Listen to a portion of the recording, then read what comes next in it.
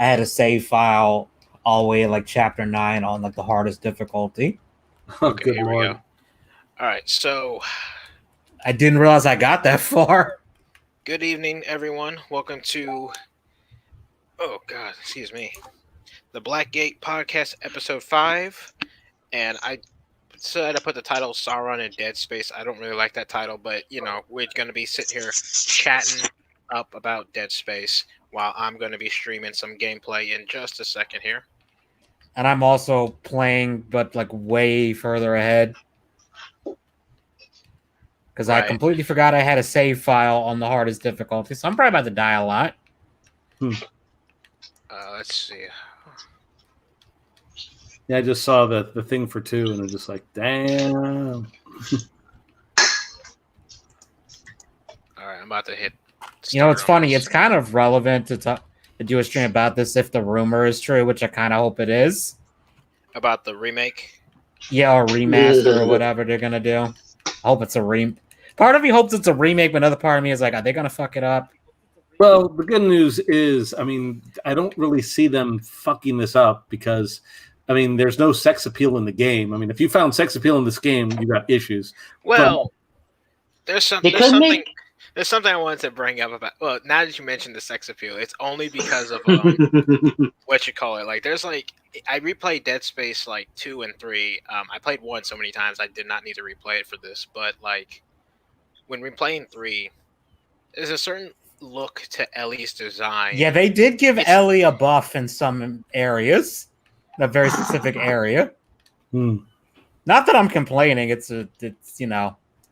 Well, also in the Wii version, you actually see what's her face naked. Oh yeah, like you really can't see much, but it's there. It is there. Let's see if this works. Okay, I think I know why I stopped playing this at this point. You know that room when you're in the ship that crashes into the Ishimura and you have to hide behind the thing with the engines? Oh yeah. For some reason on PC, this is glitched to hell. So sometimes you'll get killed even though you're behind the thing you're supposed to be taking cover behind. And on impossible mode, it's an insta-kill. Oh, wow. Yeah. And unfortunately, I've died twice to this now because it keeps thinking I'm not behind it, even though I clearly am. Would it be possible to turn down the difficulty just for that part? I mean, I can, but I don't know if it'll let you raise it again. No, once you change, I don't even know if you can change it in Dead Space. I don't think you can change the difficulty. I think you have. I don't think you can. Yeah, you can. Hey. I'm looking at options. You can't. I think in the third one you can. Actually, I think it was. And the second one you can too. You can lower it. I don't think you can raise it again. Probably not. Oh, that sucks. Because they had trophies tied to difficulty, so they probably like, yeah, no, you can't do that. Why is it not streaming? Dominic, I'm so sorry for spamming you with all my adult characters. If you're who I think you are, the OC question of the day, I'm so sorry that I always spam adult characters. That's all I have. It's all good. Why are you just all I could think of your reaction with the have sex with monsters in IKEA. What? I don't need that imagery. What the? What about IKEA? The IKEA part is throwing me off. Well, for anyone who just walked in, that has got to be a very interesting thing to walk in. Yeah, that's a good way to start. Oh, we're live. Oh yeah, yeah. I didn't realize we were live. We've been live for like I don't know, like 2 minutes now. Yeah, I'm trying to get this gameplay set up, but I'm having a little difficulty. Let's see. Yeah, you're on your own on that one. I have never tried to. Well, I don't even have a capture device for consoles. Though I probably should, because I'd love to stream Shadow of the Colossus at some point, but it's only on PS4. Well, and PS2. That'd be a great one. I mean, I could just emulate the PS2 version, but go full retro. I mean, that'd be fun. I'm starting to think I should have just went ahead and rebought it on PC, but It didn't. And it's Wait, too late for that. I think I'm getting. Sorry if I'm getting you confused, Comic Wiz. I'm so sorry. I think I got you confused with the person who does the OC post of the day. I see. I'm so so I need to apologize spamming them, my adult characters. It happens to the best of us. Well, Oh, not so much to me. I don't have adult characters, but for anyone who does have adult characters, I'm sure it happens to them too. I've unfortunately had to deal with a somebody who spams quite a bit. I hope they're not watching this. I'm not trying to throw shade, but like, dude, I feel attacked. Oh wait, no, I don't spam my adult characters. no, it's not adult characters. It's it's something else. And it's like My Twitter's pretty spammy. it's funny because I was just like, okay, I'm just gonna stop responding for a little bit to see what happens. Like, dude, I haven't responded in months, and you're still posting these like every like week. It's like, So that's not me. no, no, it's not you. If it was you, I probably would have just told you, like DM'd you and be like, hey, can you stop doing that? Yeah. Spam art. But I just think it's funny that it's like, dude, you are still doing this. There's this video. It's like this guy. He's like, I'm lost in IKEA. I can't find my way out. There's a Minotaur. And someone said, what would your OC do? And I went, oh, my ninja. He'll crawl into the ducks and try to have sex with the IKEA monsters. That's I guess that's one way to handle it. Well, what if they're Well, that's mechanical what happens robots? when you only have a. They'll find a way. He'll look him over. He'll roll a spot check to see if this thing is sexual. My characters probably just shoot their way out. Why is this doing Yeah. this? Oh man. Nah, shit. My main OC Shinji cannot fucking fight at all. He literally has to use a converted fighting fucking style. Like I said, it's usually roll to seduce. Well, I'd like to say that. I mean, that's one way to get out of it. I remembered I'm part of a D&D that does exist. Yeah, there was this cursed This little short comic where the bard is like, okay, I'm gonna roll to seduce this character, and the DM just gives us like, go ahead, okay, go ahead, try to seduce me. Like everyone at the table is uncomfortable. It's like immediately kind of like, what the fuck? It's like, I mean, when you think about it, that's kind of what you're doing to some degree. Yeah. It's like you are basically talking dirty to the DM. Dude, even if you're technically talking to another character, but because they are the voice of that character or controlling it. I think that's why Slim goes with his patent pending. Hey, baby. What is so fun to roll for? What it is indeed. Okay. I don't know what the hell's going on with this because it says I'm streaming. I can see this. Or I can't see anything aside from us chatting here. That's what I'm saying. That's all I see in the game. Oh, gosh. I tested to see if it worked, but what I didn't test was like streaming at the same time through this and like the console. I just figured it would just line up. Yeah.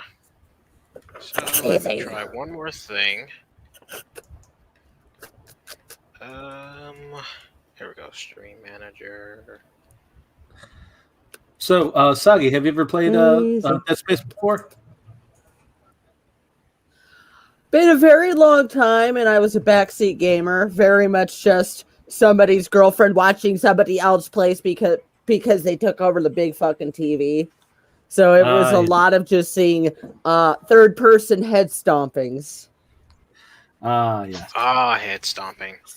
Yeah, you gotta such stomp. happy memories. You gotta stomp them. I was doing that just 10 I minutes remember the Zero G fight. That was pretty cool. Those parts are pretty cool. I will say this, and this is kind of a quick thing. One of the things I've always loved, even considering Dead Space 3, I kind of loved like the subtle changes to like Isaac's movements. And one of the subtle changes I love the most is how in the first game, when you use the stomp, you can't really spam it. He just does like stomp, stomp, stomp. Yeah, he was kind of more robotic in the first one. But in 2, especially 2, you could just turn. He gets in on. He goes all in on the stomping. Like he'll start swearing and stuff. Because he's actually a character. He's a character. He's finally a character in the first game. I hate to admit this. It's the very generic. You must relate to this random man because he has a wife.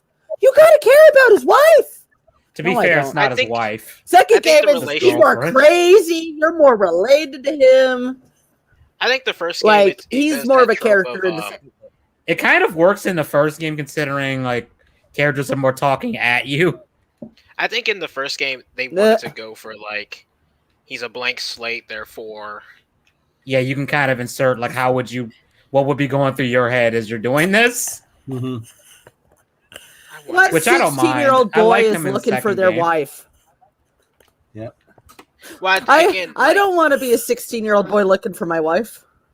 Well, here's the thing. It's like in the game, the whole like looking for your wife, girlfriend thing, it kind of gets put on the back foot for a long time. It really does. And then like towards like the halfway point, it kind of kicks you back into it. And I think, again, it's not necessarily done masterfully, but I think it's done well in the sense that like, all right, you've had plenty of time to either at this point now, you've accepted that you are quote unquote Isaac, or you're, along for the ride or whatever. So at that point, it's like, all right, either you're invested in this or you're just too deep in that you don't care anymore.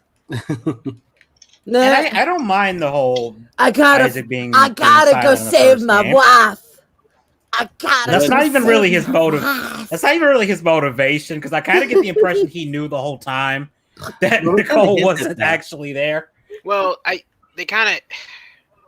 know some of the later games kind of hint at that, where it's like, brain damage.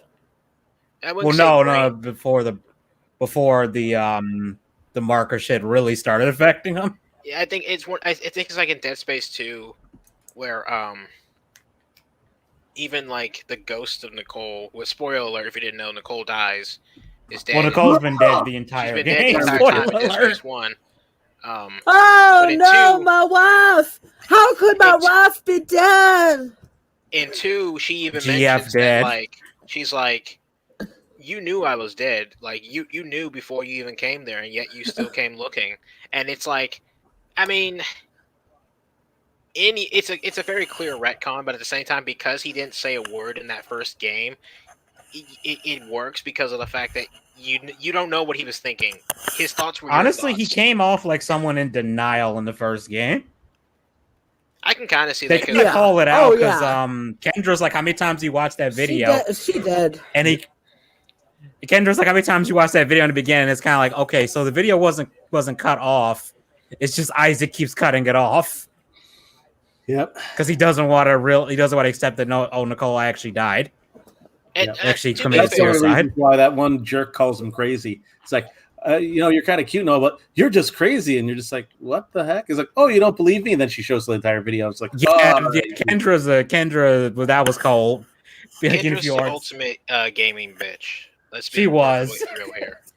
I can't get this to stream. My only complaint about Kendra is that they didn't quite explain why she was doing what she was doing. Unless you beat the game. So we'll get into that because like this is gonna be kind of like the Predator stream where when it comes to Dead Space, I love Dead Space. I haven't read all the books, but I do know like majority of their stories. I've read the comics. I haven't read all the comics, but I have read the prequel novel Martyr, which was pretty good. Yeah, the Mordor's probably I won't say it's the best, but it's probably like the most insightful. What about the two Dead Space films? I saw the first one. Oh yeah, the first one was all right. Actually, I was surprised. I was like, that was decent. The second one, I'm kind of like, I get what they were Does trying anyone to miss do. that era? Where like You guys okay, I know like what you're miss talking about. random straight to DVD animation for like promotion? Oh, Basic, so kind of, yeah. And this it was was also like I just prequel stuff. missed that whole era period because I'm I gonna mean, keep- I swear. I'm I'm sorry. gonna keep working on this, but while we're doing that, I do want to mention that because that's something I noticed is that like around that era, like early 2000s, there was this trend in media where you had your main source of say like a property, like a game or a movie or a show. Like this is the main story being told. But they would also have like side stories being told in like comic books, animated films, sometimes spin-off games. But one of the things that was Sometimes animated comics. yeah, like yeah, and then Mhm. what was weird, or well, not weird, I'd say what was cool about it is that you didn't need that supplement material to understand what was going on in the main story. All it did was give more context, but you didn't need it. Like without it, nothing changes. You still understand what's going on in the story. Dead Space Animatrix, did it. Animatrix did it. Yeah, that's a good example. Star Wars did it, a lot of it. Van Helsing. Oh yeah. Van Helsing. Halo did that too until Halo. like Riddick. 4 and 5. Riddick. That's when what it I got was trying bad. to think of. Riddick's Riddick was another what I was one. trying to think Remember? of. The Butcher Pitch Bay Black. game. Yeah, that was it. Butcher Bay, Dark Athena, Dark Fury. Chronicles of Riddick. I think I only had the demo. Yeah. They only played the demo of Dark Athena. I mean, But from what I remember, it was pretty fun. if you liked Butcher Bay, you would like that. It plays the same. The only difference was that the story was more streamlined. It wasn't as exploratory as like Butcher Bay. I where they kinda remember gave you hubbed worlds. Blah. I remember there was a part in the demo where you like hijacked one of like the ship's like synthetic security things, robots or something, and you were like shooting the other robots. I was like, okay, that's kind of fun. Oh yeah, I remember that. It's like the climax of the story essentially, or it gets closer to the climax. And Also, that demo must have been late into the game because I didn't know where it was in the game in terms of like pacing. Because like you just start an event, and Riddick's just like, I need to make a distraction, and then you start sneaking around killing a bunch of guys, and then you hijack one of those. That's a good way to hook someone. That's a good demo. Yeah, it was a fun demo. Yeah. I wonder if this stream, like what we're doing right now, is keeping me from being able to stream on here. It might be. I mean, I'm wondering. It might be. Probably. What you might be able to do is like maybe have like Discord, all of us in like a Discord call. Because, well, let me ask, what console are you trying to play this on? It's Xbox One. Okay, so they probably I don't have an I Xbox. know They that. probably have. They could probably have Discord integration, so you could probably. What am I saying? I think you can use Discord from consoles now. I think. Might be wrong on that.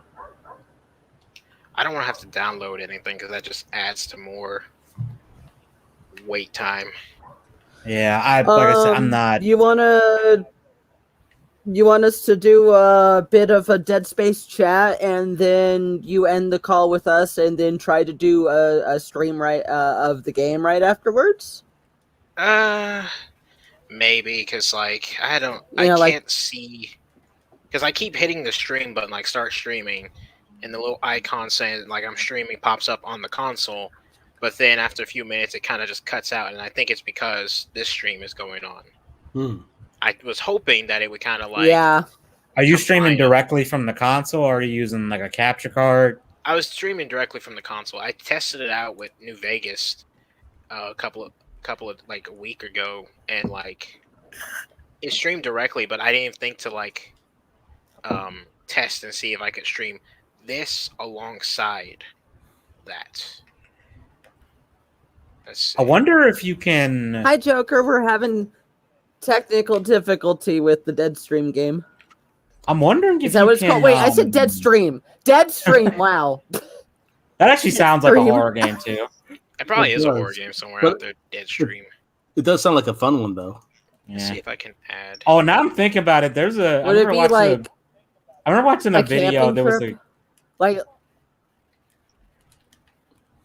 video I saw of a game. It was an indie game where the premise was you were like a vlogger and you were going into like a place you weren't supposed to and you were live streaming it, and like people in the chat were kind of it sounds reacting like to a what you were doing. Slenderman game. It wasn't a Slenderman game. That's the funny Oh. part. Though the chat was Oh. unintentionally was pretty That really hilarious. sounds like one. Like there's a part where a guy That- starts crawling on a wall and like people started spamming Spider-Man in the chat on the side. And I busted out laughing because somebody said it's like Spider-Man, this bitch. And it's like that's exactly what I would type too. That's exactly the kind of shit I would type too. Thank God they're being realistic. Thank you for being realistic. You know, the chat was the only problem I was it used to didn't do have a these. lot of messages in the chat. So you end up seeing them repeat Oh. very like a lot, but it was like, okay, that one was good. I wish there was more of it. Because the game itself, honestly, I know, outside of that wasn't that great, but that part was good. Oh, that sucks. I mean, I think the there will game be was only like emote 30 spams. minutes long. Oh, I don't know if they had emotes. I'm trying to remember if they did have Yeah. emotes. They might have. yeah, but like in all reality, you'd have someone spamming anything that looks like a white liquid and saying "cummies, cummies, cummies." I used to do that. There was a stream. There was a movie stream. It was supposed to be like a Cheers, like a clinking glass, but we just kept calling it cummies every time. Oh my. Oh boy. I'd say this one stream, I was there where the person was playing Genshin Impact, and they were making a joke because they were spending money to try and get a character, and they said, "Oh, it's free, and then somehow that evolved to everyone joking, saying super chats are free. So everyone kept spamming spamming free super chats, and the streamer kept getting mad because they didn't know they were like, "Oh, stop, no, it's not free, stop." And everyone just kept doing it, but annoyed of it. It was pretty funny. Oh, Dios mío. I think even I sent one. I was like, "Somebody say free." It's just like, "Oh my god, will you people stop?" It's just, I was like, "I wonder how long we can keep this going until they actually disable super chats just to keep people from doing this." I wonder if, Nah. because I'm trying to say who's viewing on Twitch right now. I wonder if I were to close the Twitch side of this stream, and then maybe I completely forgot the Twitch. There was a Twitcher right there. Shit. Sorry. Yeah. That's what I'm thinking. Yep. Maybe if I were to close out the Twitch stream. Can you stream to multiple places on the Oh. Xbox? I have no idea. Let me try something. So I apologize to anyone. I can't even see. I'm still new to Twitch, so I have no idea what I'm doing with that exactly. But I apologize to anyone who might be watching this on Twitch. I'm going to try something. I'm going to close that stream, and then I'm going to see about. Let's see. Okay, I'm gonna close that stream, and I'm gonna see about starting the stream on the Xbox, and then I don't know, maybe like combine it then. So if you're watching this on Twitch, I apologize, but I'm going to close it out, and then hopefully I can get it to work. Bye, Twitch people. See you, Twitch people. Bye, Twitchers. Bye, Twitch. See ya. And I Bye, just remembered I Twitchies. have a Twitch account that I never used. So here's a fun thing to do with Dead Space. Halloween is a fun time when you have a really good sound system, and especially when you decide, you know what, I'm going to allow trick-or-treaters to come to my door. So I just remember the first time I got it, and I put the volume as loud as possible, and like trick-or-treaters would come to my door, and that's when like the necromorphs would come out of nowhere, and go, and I'm just trying to shoot them like, son of a and then I hear a ding dong. Ooh, pause.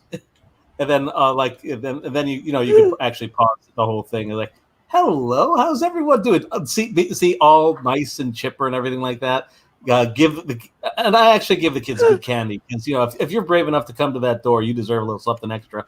So I give them something bigger than fun size, and I'm just like, here you go, you're in this, all this stuff. It's like, happy Halloween, everybody. And then I would go back to the thing, unpause it, and then the thing would go like again, just with all the guns there going we off. go.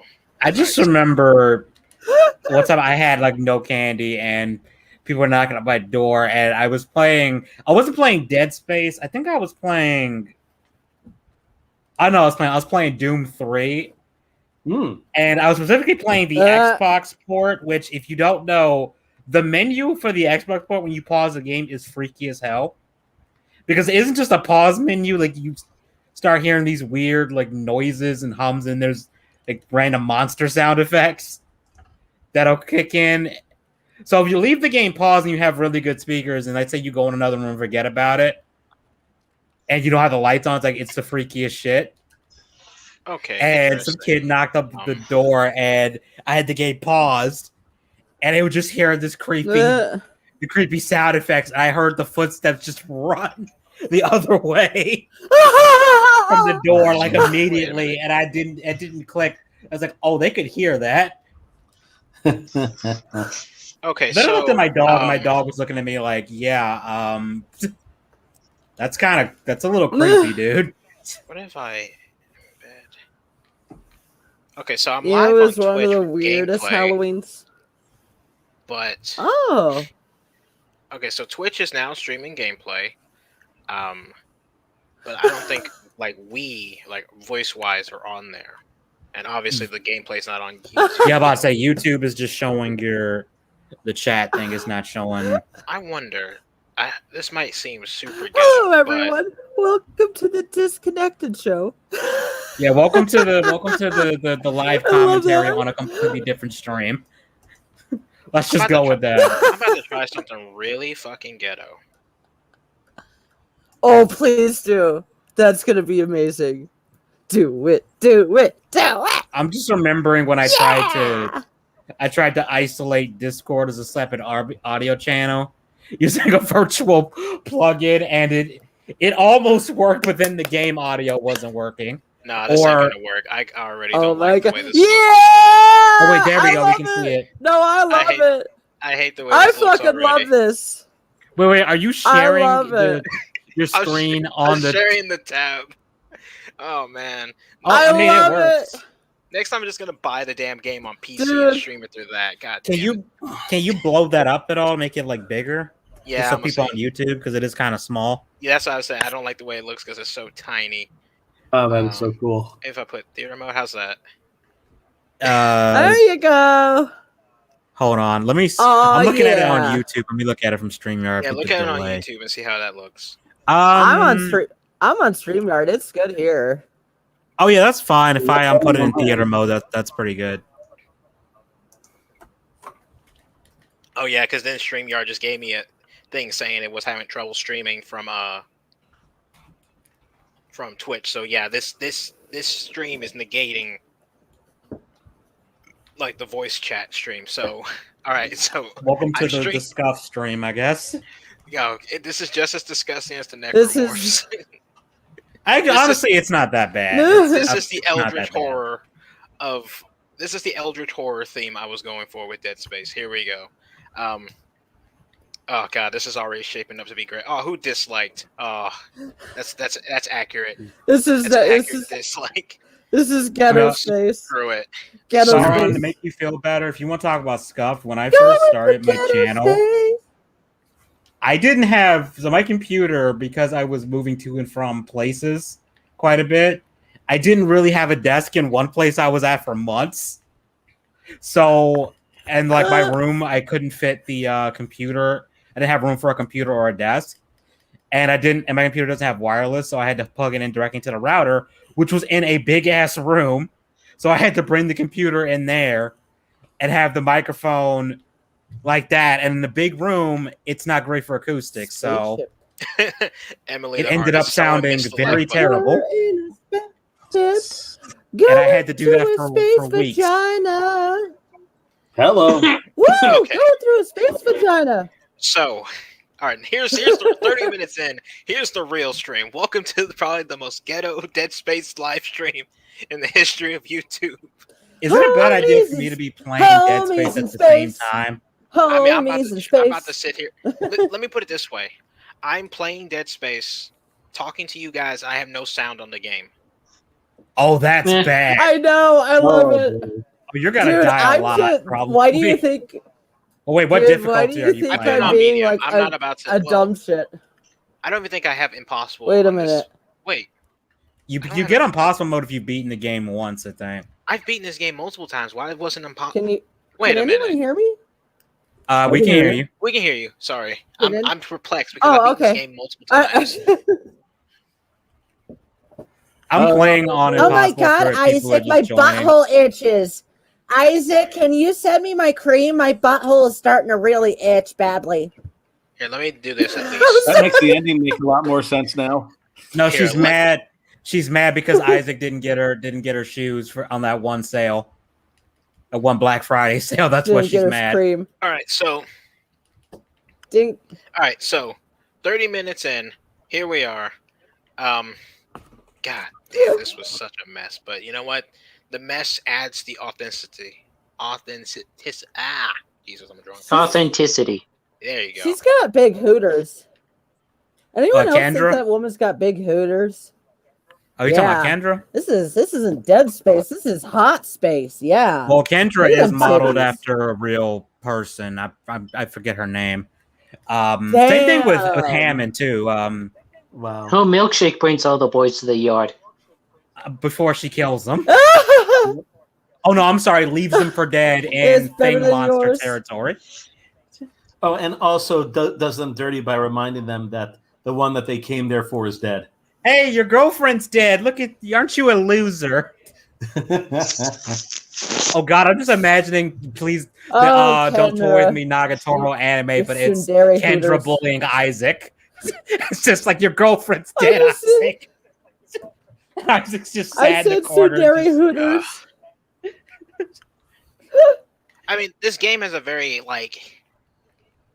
it's got like a pseudo realism, but at the same time a stylized look to it, and I think that kind of helps it hold up pretty well. Because I mean, look at this opening cutscene. Because this is a cutscene. Look at that. Yeah, the Freaking game doesn't God look rays. too bad considering it's from like 2008. Eight's Yeah. pretty good.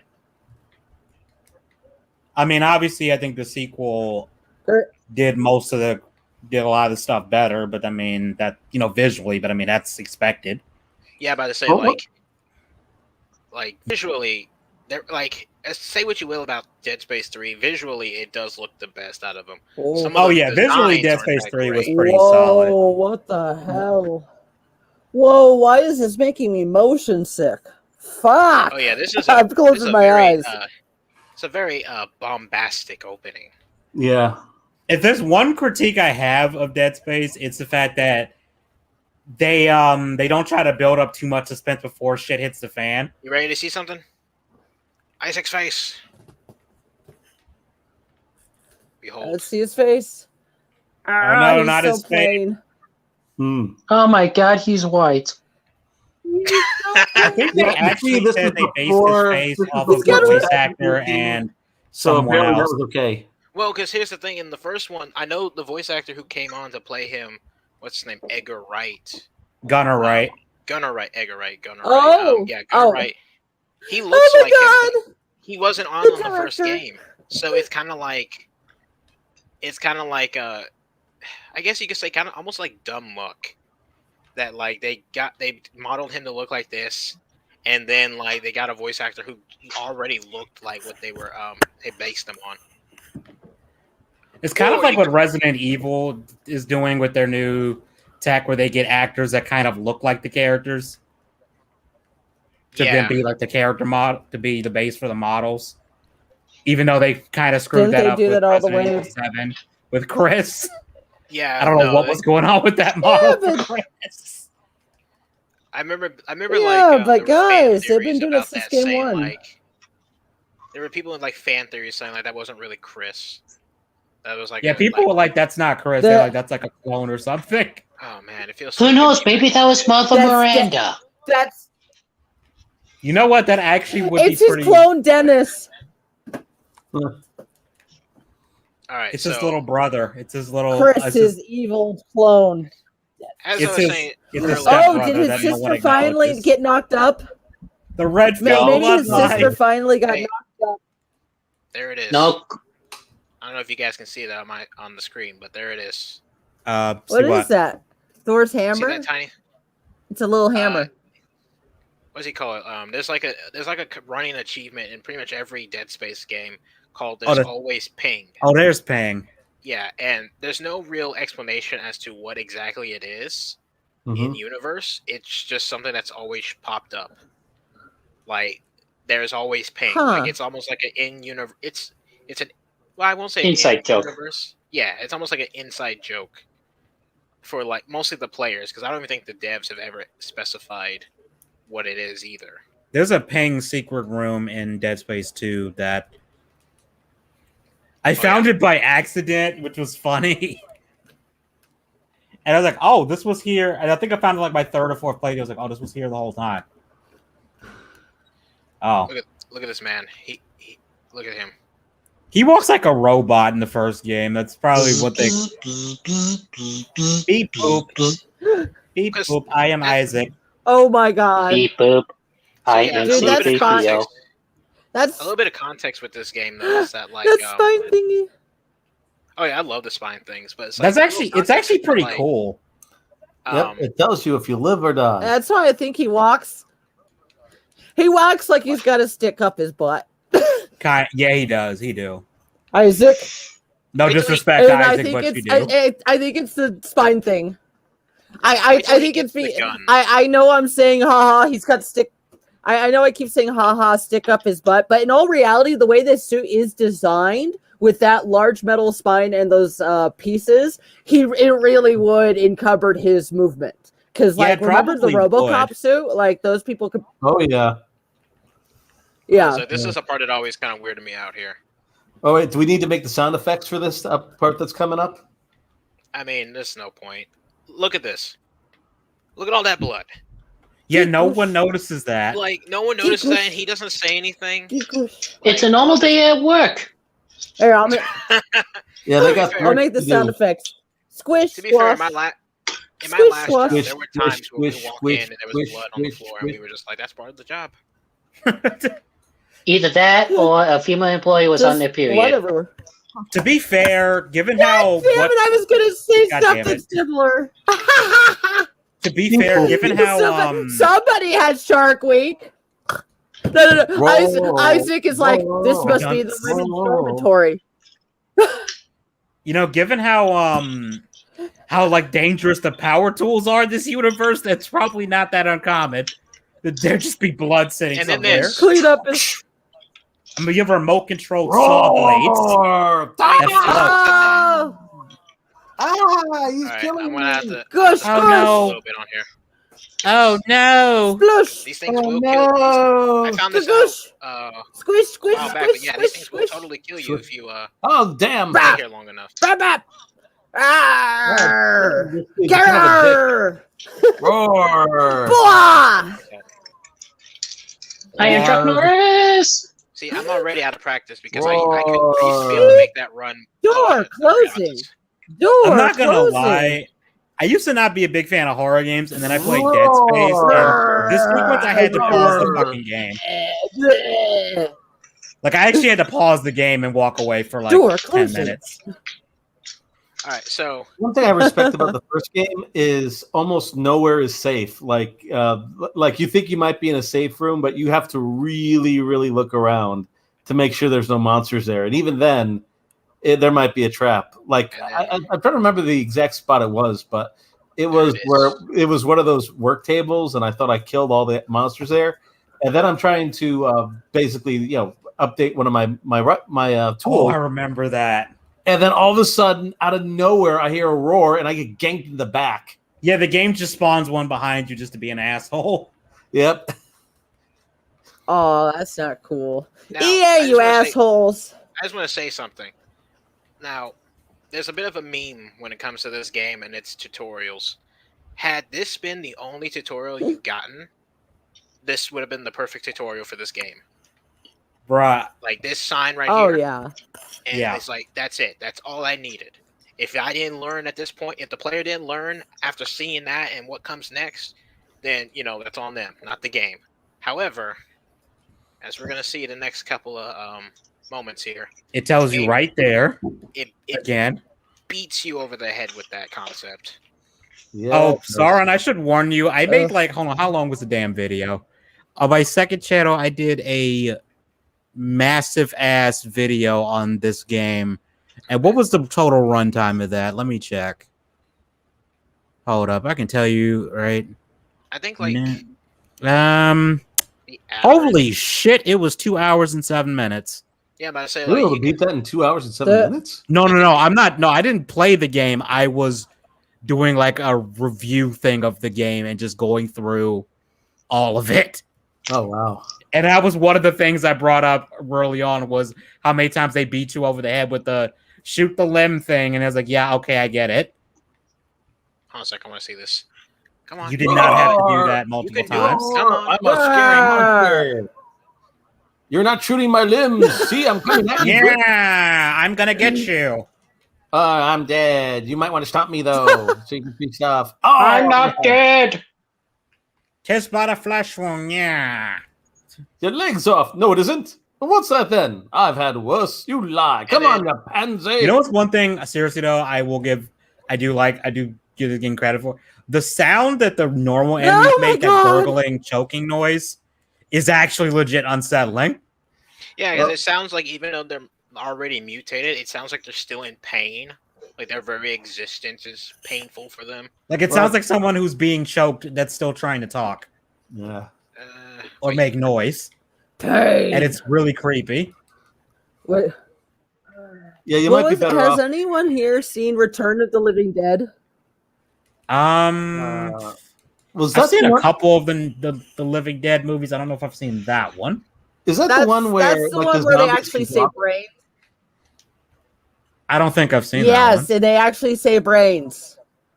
Yeah, there's a those scene are where the the one- zombie is like, there's a zombie strapped down to a table. Oh, Yeah, this is the one that where the zombies Go are on. intelligent and they could run, where everyone bitches and moans at Zack Snyder for making the zombies run when he did one of the Dead film remakes. But it was like, no, Return of the Living Dead established zombies being intelligent and also running. Yeah. Well, I remember one of the Yep. parts was they But, were like two of the zombies were like trying to phone somebody and said, "Send more paramedics. They're delicious."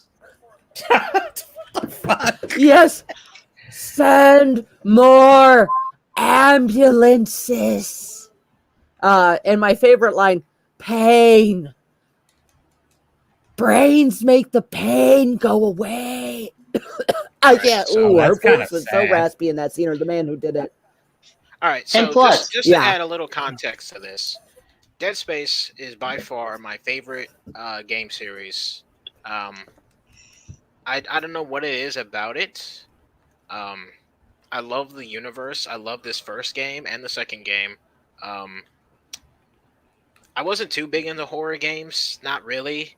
This game kind of, I won't say I'm too hardcore into horror games still. I love horror as a concept, mostly horror movies, but this game was definitely like it got me to play more horror games.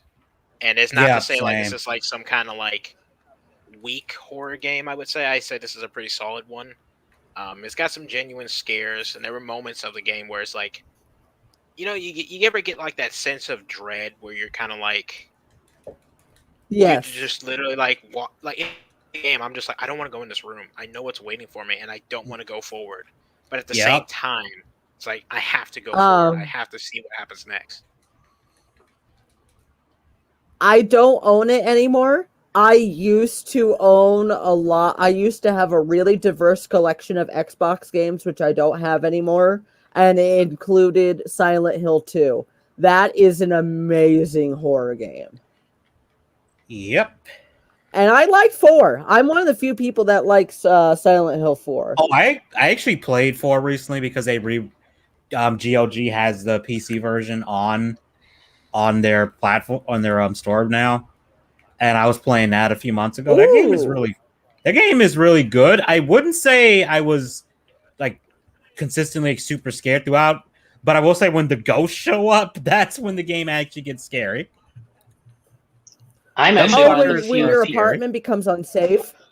That too, and just in general, whenever the ghosts show up, that's when the game went from okay, this is kind of creepy to okay, I'm actually a little unnerved now. Okay, this guy isn't slick. Let me see if I do this just right. Duh. God damn it. Yeah, we see you, dude. Oh, we boy. see you. Roar! Oh, I try my best to like. Oh when they no, play I'm dead dead. like that, and there's no. Oh, one my right dick. around. I try my best to like shoot both limbs off because it's like you idiot. Yeah, that's a good idea. What I used to do, because I used to use the flamethrower a lot, because I mean the monster designs look like something out of the Thing already. Oh wow. I would go ahead and go all in with it with the flamethrower. I would just hose them down the flamethrower and just try to kill them that way. See, look at this. Okay, so this is a side tangent. Look at this. All my saves. And yet it didn't have impossible mode. Maybe it's because I already had a save file open for it, I guess. I don't know. I see impossible. There it is. Impossible. Oh, Chapter there it two. is, right there. I see it there. Chapter 2. Yeah. Yeah, you you're on got chapter to 2. Yeah, well, because here's the thing. Thanks. So this is on the Xbox hell One, no. and this is the digital version because I couldn't get the disc to I'm pretty sure my disc was messed up, but Did you try putting rubbing alcohol on it? That I could have, but at this point I kind of like gave up on it. I've just had that I swear that stuff that works like super well Yeah, in it most could work, games. but I think when it stopped working, I kind of didn't bother with it, and then it became available for digital download, so I went ahead and got it, and then of course I had to start over, but like this is one of the games where I don't usually 100% games too much, but I keep forgetting I'm not supposed to come here. Like I don't usually 100% games, but this was one of the few where I was like, not only did I 100% it, but I was like perfectly happy 100%ing it. I think the last achievement I ever got in this was the impossible mode, and that was partially due to the fact I didn't even know they had an impossible mode until like later. I like forgot about it, or I think what happened was like when I played this when I was younger, obviously like I was terrified of it. And then, so when it gave me option to play impossible mode, I was, I'm not playing that. I barely survived the first encounter. Ow. Oh, okay. So just to because I'm actually playing impossible mode right now, just to explain how annoying impossible mode is. You know how when enemies grab you on like normal mode, you have like a few seconds to mash the button to get out of it. Yeah, they can kill you in impossible mode if they grab Impossible you. mode, it's like you can mash the button as hard as you want. You're probably gonna die. Yep. Yeah, Even if you have full health. So that is one thing I will mention is do that you guys? Oh, what's up? What are you gonna say? I was gonna. Never mind. I was gonna mention. Remember Dead Space's 2 ad campaign? I think we your mom will mentioned hate it it thing. once. Mm-hmm. Yes. I remember the your mom will hate it ad, which is like, I mean, that's true. That's true. Dude, my mom would love it. My mom loves horror. My mom Dude, was like what I don't know what era you would call that, but that was like that, like what's that? That was like a 90s ad kind of. Yeah, that was like a 90s like edgy ad, but in the it was so time. edgy. It was hilarious, but I don't know if that was their intent to just make a funny ad for the game. No, it was to sell. Yeah, it was to sell teenage boys on how edgy our game is. Our To be game. fair, Dead I'm Space talking like I'm is- fucking EA. To be fair, Uh-oh. Dead Space is pretty fucking edgy. To be fair, like Dead Space 2 Yes. is edgy. Dead Space So they 1, went with an edgy it's ad. not that edgy. It gets pretty edgy. it has its moments. It does have its like like borderline moments, but Oh, two's got the religious stuff and the eyeball thing. The eyeball fucking. So what's weird? So like I said, I've played heavily into Dead Space, the series, the comics, and all that stuff, and it's like, even in this first game, like they do a pretty good job kind of selling you on the universe and the world that you're in, and it feels very. I mean, don't get me wrong. There's a lot of stuff in here that's like kind of ridiculous when you think about it. Like with the tools, like some of these tools, they're so like ludicrous. Yeah. It's like, how would you not like expect someone to lose a limb? But what's funny is that the game actually accounts for that. It does. There's a whole chapter where you go to like, it might be the medical side, but there is a part it's where a medical deck, and they have a thing where they're growing organs. Yeah, they literally have a thing where they'll grow you a new limb and they'll just attach it. Huh. And so they take that into Oh account. my god! It's like, hey, you know that remote control saw blade that hovers? Yeah, just in case you have an accident with that, don't worry. We'll grow you a new arm in a vat. But that also explains why there's little baby janitors enemies get good too. insurance. Oh, Well, space so miners get space good janitors insurance. have good insurance. Yeah. Miners. I not. thought he was a Miners. janitor. No, he's an engineer. He's an engineer. Engineer miner. But some of this stuff is like mining equipment, so Space janitor. Actually, I think every weapon is, aside from like the pulse rifle, it's like mining equipment. canonically a mining tool to some degree. You know, I think like it'd be really cool. A game where you play as a space janitor. Space janitor versus the dead. they have that. What's it called? Visceral Cleanup, shit! I am not where original. you play as like the entire Oh. game is like you play as a janitor and your job is to clean up after the action movie. So Okay, they're that's like, just funny. Like there are moments where it's it'll be like your crew is tasked with cleaning up the site of a of like this battle with a machine, and you'll get there and it's basically the final battle area of T2. And it won't be exactly like Terminator, like it'll have like very much like the robot is very clearly meant to be like kind of like a Terminator, but not really. And it's like I know they have ones for like action movies. They have one that's like the map is somewhat like The Thing, where it's like a snow icy place. Okay, I just noticed a funny detail in the chapter where you have to get the nav cards for the escape shuttle. You have to go into the 0G basketball court to get one of the nav cards. There's brushes and soap in the shower, and I never noticed that. I was like, oh, that's kind of a neat detail. I love like at some point in the first games, there's a point where someone dropped a lot of soap in here. That's all I'm gonna say.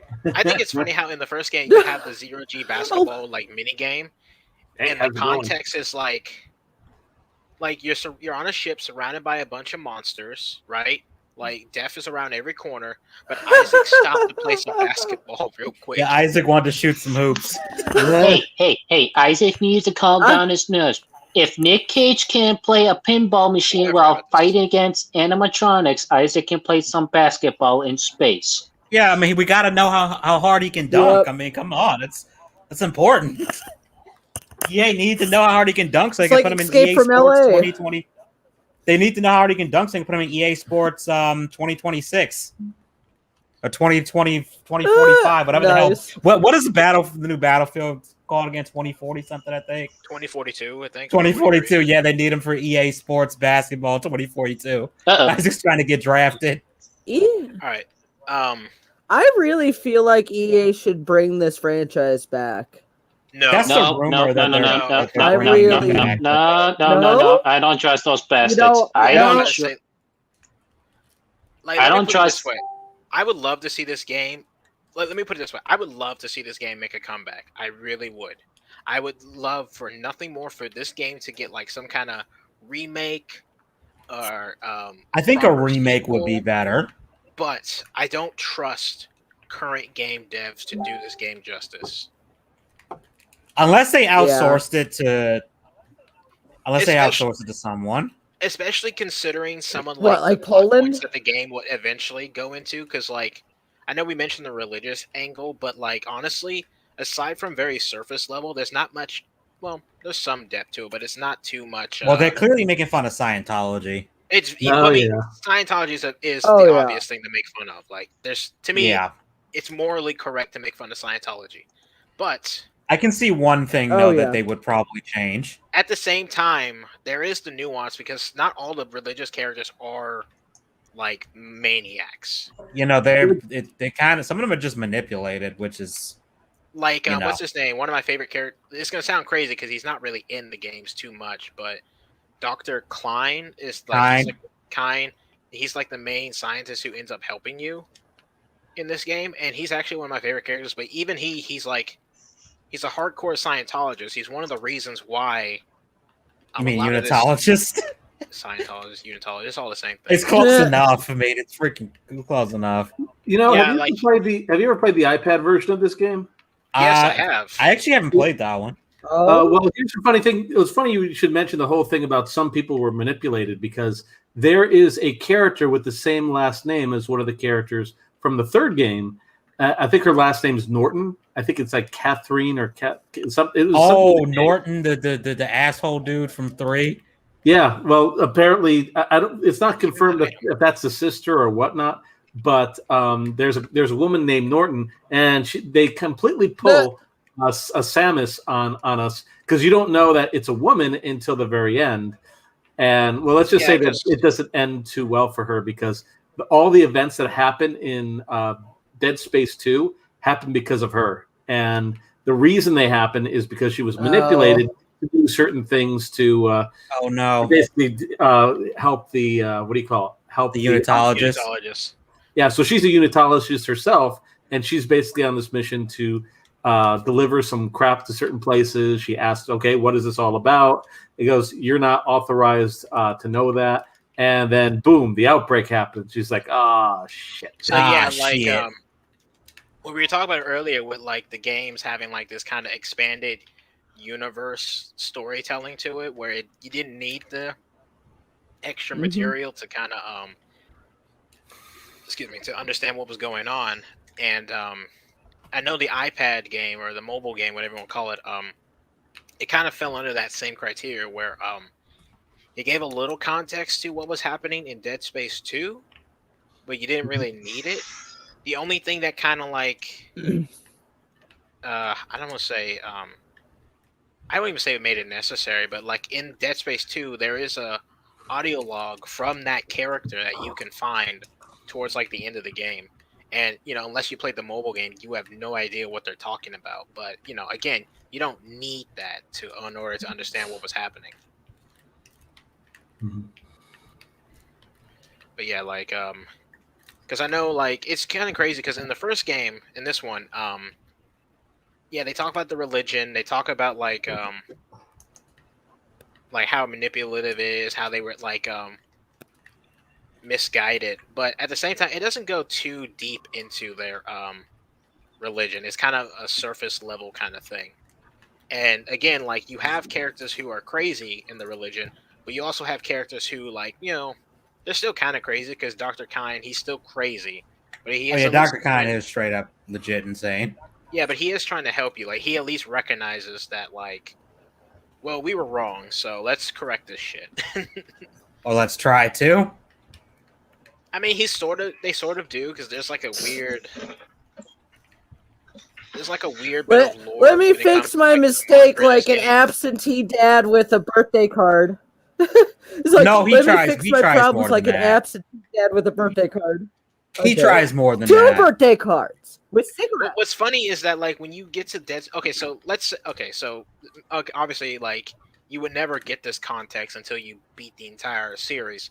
But when you get to Dead Space 3, you kind of realize how screwed over these people were when it comes to, like, the religion side of things. Like, me personally, I kind of feel bad for them to a degree, because like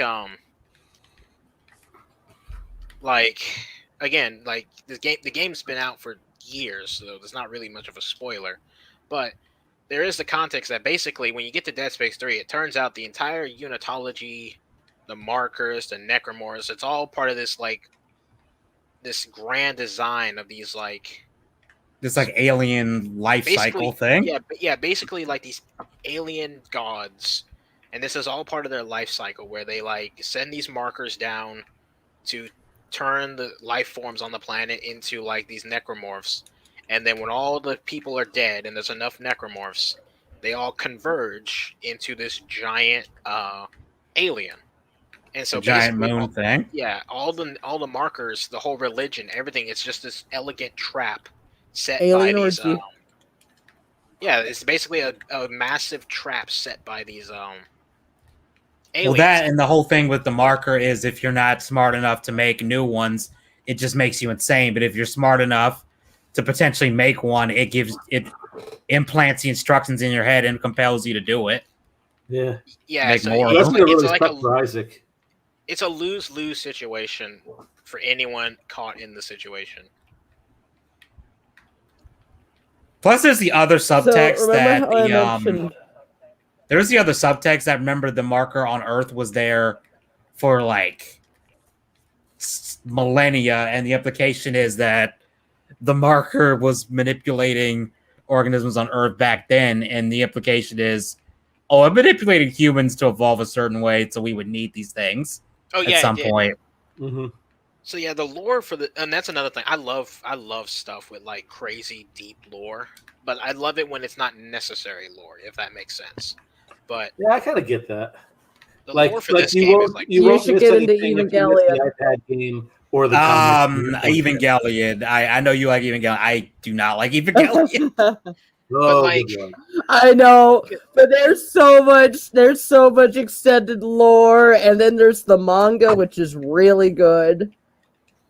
But what's crazy about this game's lore is that because it's hinted at that, but I can't remember where. But it's basically that's true. That's exactly what happened. The marker was put on Earth, the black marker, which is the true alien marker, but it totally created humans essentially. Yeah, that's the massive. That's what it's. 2001: Space Odyssey. What should I do? Capacity the monolith from Space Odyssey. I'm gonna go a little bit damage. more murdery. Damage. A lot more murdery. Damage. Yeah, I'm gonna go damage. Damage. Also, this is pro tip. Wait.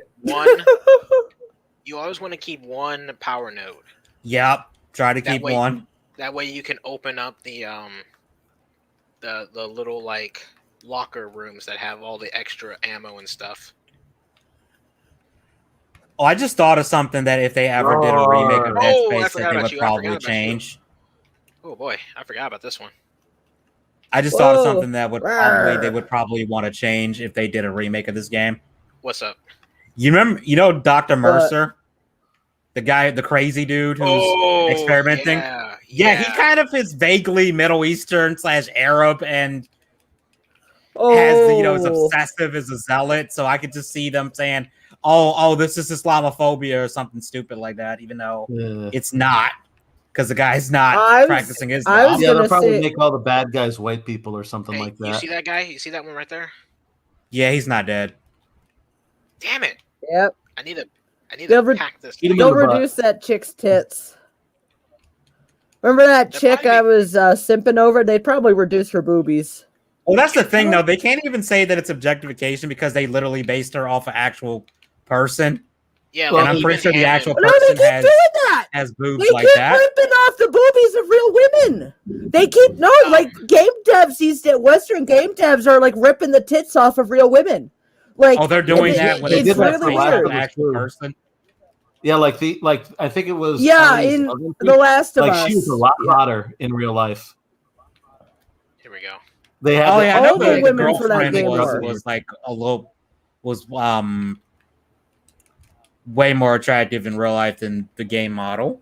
Yo, especially in the face. All the models, real models were. Oh, did you hear the bad translation that the gamer did for the person who made Final Fantasy?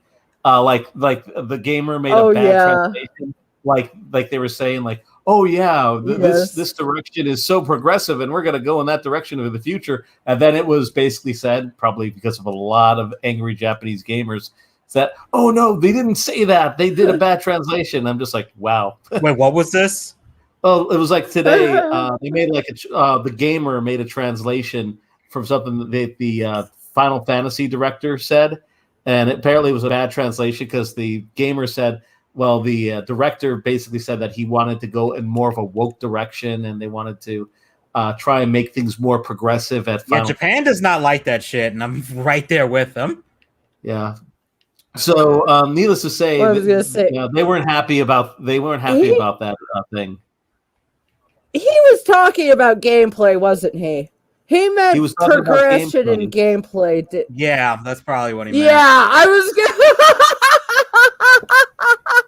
You know, also one My thing that legit goodness. pisses me off, though, and I'm seeing more and more of it, when these What? people who do the localization, they don't just translate what's being said, they just Oh, add a whole yeah. bunch of shit. Like one game recently, I don't even know what game it was, I saw Yeah. a screenshot of it. It's like, to one point, what the actual line is this person's talking about capitalism. Like, there's no point in the actual original Japanese where they say capitalism or even allude to it. Yeah, it's the You same just thing. you don't even capture the spirit of the line. You completely change That's what I'm it. saying. Like, I don't think they would do this game Like- justice because of the like. While yes, it's supposed to be kind of like more focused on like making fun of Scientology, I could really see them like construing this as being like anti-religious in general. Because That- even Isaac's backstory has him being anti-religious to a degree. Yeah, he really does I can not see him being very like anti-government as unitologist. well, because like the whole Earth Gov is essentially like they're like the second big antagonist of the series. Well, no, but that actually be perfect if you're going woke, because remember, that's their whole thing, is that everything is institutionalized against certain people and shit like that 24/7. So that actually would fit their ideology. I can really see them like trying to be like, oh, Isaac, he's the working man and he's sent by the government to do their dirty work, and it's like, no, he got sent to a ship that happened to be infested with alien zombies. All right, it's that. Dude is just trying to do his job. No, Yeah.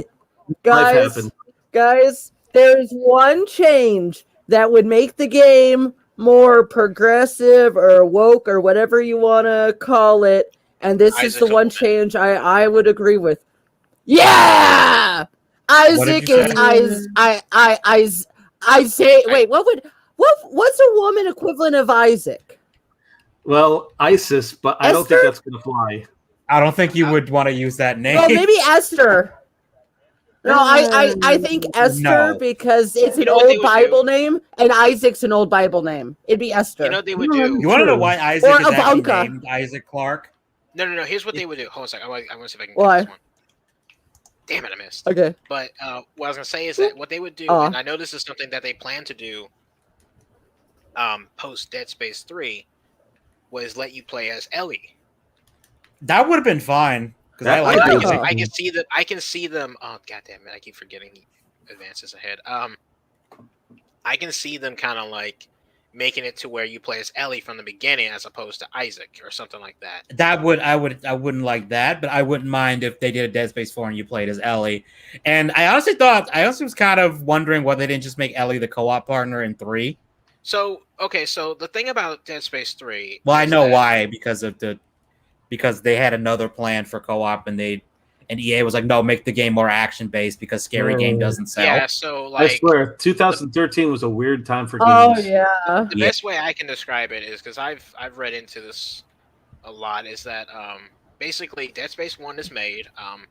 It was originally, this is the rumor. I don't think it was, and I think there's some conflicting stuff on this, but supposedly this was supposed to be like a System Shock reboot, and then like Resident Evil 4 came out, and then the devs were like so into that they decided to shift focus into making this essentially. I think one of the devs kind of corroborated that. Yeah, I think where the kind of like misinformation comes from is that like the misinformation is that like it wasn't really it wasn't like an official System Shock remake. It was like a spiritual successor kind of thing. That's what I heard. It was more like they But wanted to do ultimately, like it was supposed to be a sci-fi horror game. I'm gonna save real quick, and then Resident Evil 4 came out. Then they made this, and EA. While this game did sell pretty well when it came out, it wasn't selling like. Oh yeah.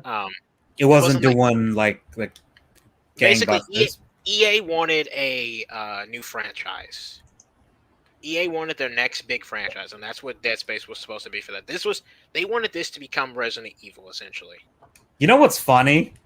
Yeah. Dead Space kind of has the same fate Alien did when you think about it. Like, the first two are great, then the third one, the studio came in and started fucking with shit, and then it wasn't very good. And then, this one we didn't get a fourth one. But same kind of Come on, break. problem. I am not wasting ammo on this box. I wanted to mention something.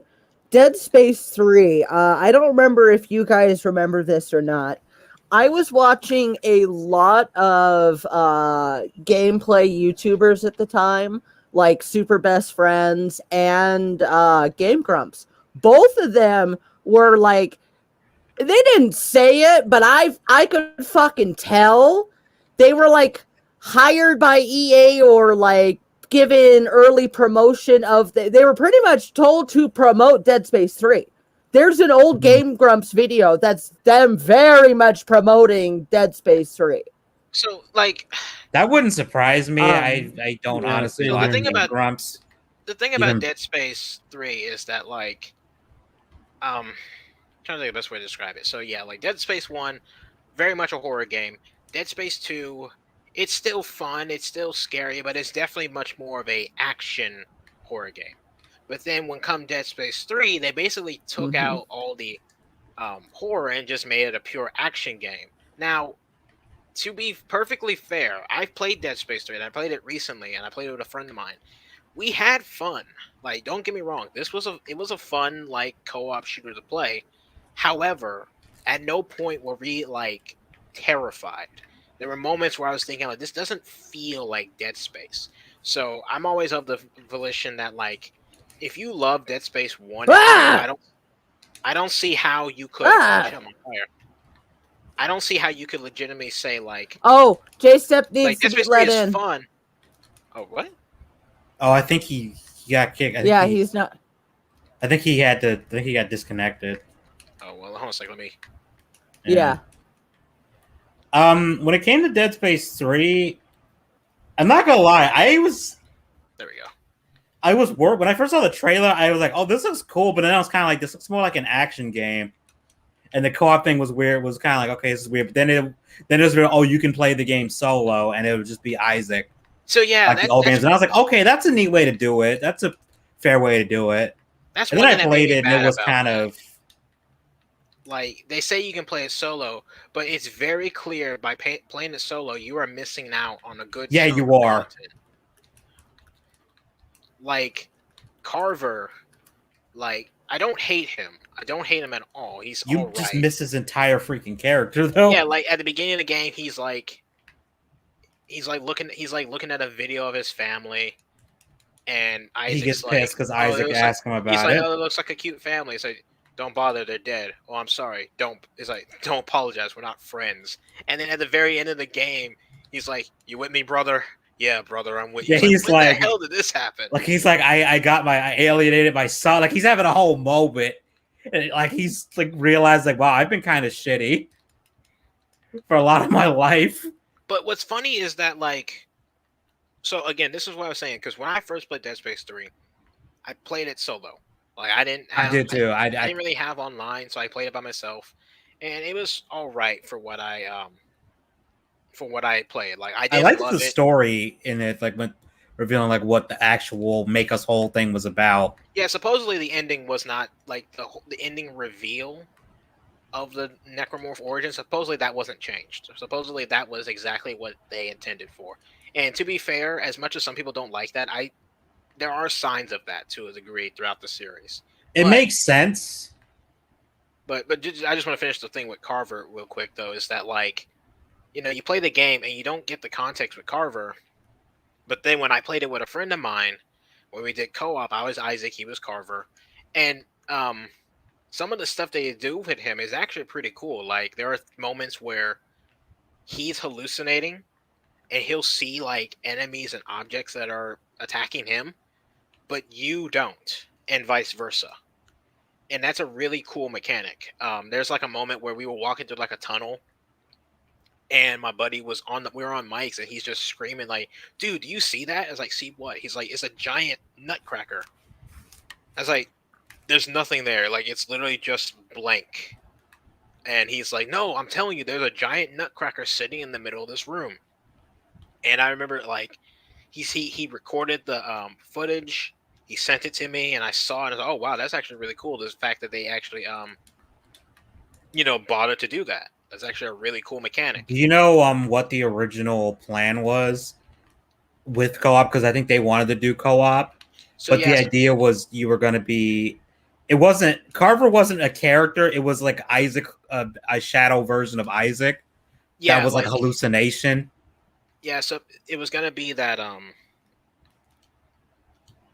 what you call it? I can't remember Carver was ever supposed to be a character, but I do know like you were supposed to be like your partner was supposed to be like this other soldier character who you didn't see his identity until like towards the end of the game.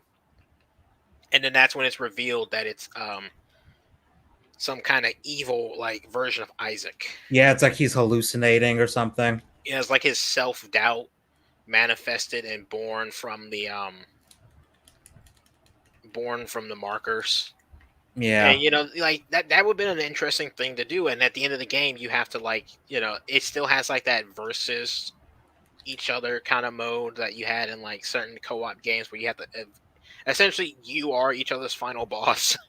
And that would determine like the ending of the game or something like that. That would be an interesting concept for a. That kind of reminds me of Fear 3, but that sounds like it would have been done better than Fear 3. Honestly, Fear 3 kind of has that, but honestly, it really doesn't make any. It really doesn't work very well. If you ever play the DLC for Dead Space 3, Awakened. A lot of what's in that DLC is what they wanted to do for the main game. I know that like the tone, some of like the tone. I think some enemy concepts were also supposed to pop up from there, and then I think also like the final boss being between you, not the final boss, but a boss battle between you and your co-op partner. Even though it doesn't really have a bearing on like the actual ending cutscene. How much is the level 2 suit? One thing I did notice with the DLC is they brought back Isaac's hallucinations, and also the enemies. They had scarier versions of the enemies from the game. Can you let Jay step back in? I let him in. He says, he says, huh. He says, "Can someone get Sauron to invite?" Oh, he's not showing his N on in Streamlabs on my end. Oh, there he is. There I am. Sorry about that, everyone. I just was trying to sign into the comments because I was trying to tell my girl that I felt kind of bad that she can't play Silent Hill 4 without anyone because it's too scary. And I just want to say, "Oh, I'd play with you," or just hang out. I saw someone post that. And I was going to say something, but I got that's my girl. So hey, honey. Oh, sweet thing. Jest is. She's so cute. She really is. I watch her too. Oh my god. To make you feel better, I was like that when it came to like Dead Space 1 and 2. Like not so much as 2, but definitely with Dead Space 1, there was like a brief moment where I was like, I can't play this. Like there was like I bought it and I was just like, I can't bring myself to do this. Be mindful, this was like younger me back in the day. But then as I got older, and I still have moments of dread when I play this, but it's one of those like fun dreads. Like, oh god, this is terrifying. I love it. Yeah, when I first played this game, the part where you get chased with no weapon, I did not expect that at all. I had to pause the game after I got through the elevator. That just scared the shit out of me. I will say this is a bit of like a this is kind of a mistake on the game's part, in hindsight, is that if you get the DLC, you get access to pretty much every weapon in the game for free. And all it really does is just gives them a new coat of paint. It's good for like if you play the game multiple times, you don't really care. But this is an easy way to cheese like impossible mode. Nice. That and Dead Space 3's balancing felt really odd in the beginning because the enemies were balanced for, you know, how you can customize your guns so you can make them do a whole lot of ridiculous shit. But you couldn't do that from the get-go, so the enemies were balanced around that, but you had like weapons that were more like in Dead Space 1. Oh my god, like I remember in Dead Space 3, like if you had the certain weapon combo, you were a god. Like you were untouchable. It comes off like It comes off like Isaac just came out of an uncomfortable porta potty. Well, for all we know, maybe he did. I mean, he did just have a suit change in like 5 seconds. I can't imagine it being too pleasant. You know what? I played this game. Suit change is literally diaper change. It made it, considering you can walk out in space in this thing, it probably has a catheter built in. Ugh. Well, I wouldn't be surprised if it did. I don't think it actually has one because of the fact that like you can only stay out there for like a couple of seconds. So. Oh yeah, you're right. So maybe it doesn't. I forgot I was going to buy a power node. Wait. I don't know why. Maybe this is why the main character is a man. This is why the main character is a man, because men are able to tie their penises in knots to hold their pee in. It's a fact. Doomslayer in Dead Space, would he survive? Absolutely. He might. Doomslayer would survive. I mean, it's essentially the same thing as the regular Doom game. Mm-hmm. I doubt the markers could make him insane. I mean, he's already insane when you really think about it. Like he's, and then not to mention, like, yeah, he's best friends with a dog. He like, let me put it this way: Isaac you Clarke. mean a rabbit? He's a regular guy. He's just an engineer, and it's heavily implied that this is like his first time really picking up a gun. Yeah. If he can survive, I'm pretty sure Doomslayer can survive. Not to mention, Doomslayer has that advanced suit of armor and the freaking wrist blade too, so he could very easily dismember these guys and rip their limbs off. Yes. So this probably wouldn't be too bad for him. Honestly, Isaac would like welcome him, his help. Like, oh man, thank God. Yeah, Isaac would probably just hand him a pulse rifle, just like here. Oh, he'd give him the Ripper. Oh yeah, he'd give him the. Doom guy probably would just take the Ripper from him, just stare at the Ripper, just be like, just points at it, and Isaac just looks down at it, just hands it to him, doesn't say a word. By the end of the series, Isaac kind of becomes the Doomslayer of this universe. Well, he does have like the best luck in the whole thing because if certain things just went a little bit differently, he may have died or he may have gotten killed if things were different.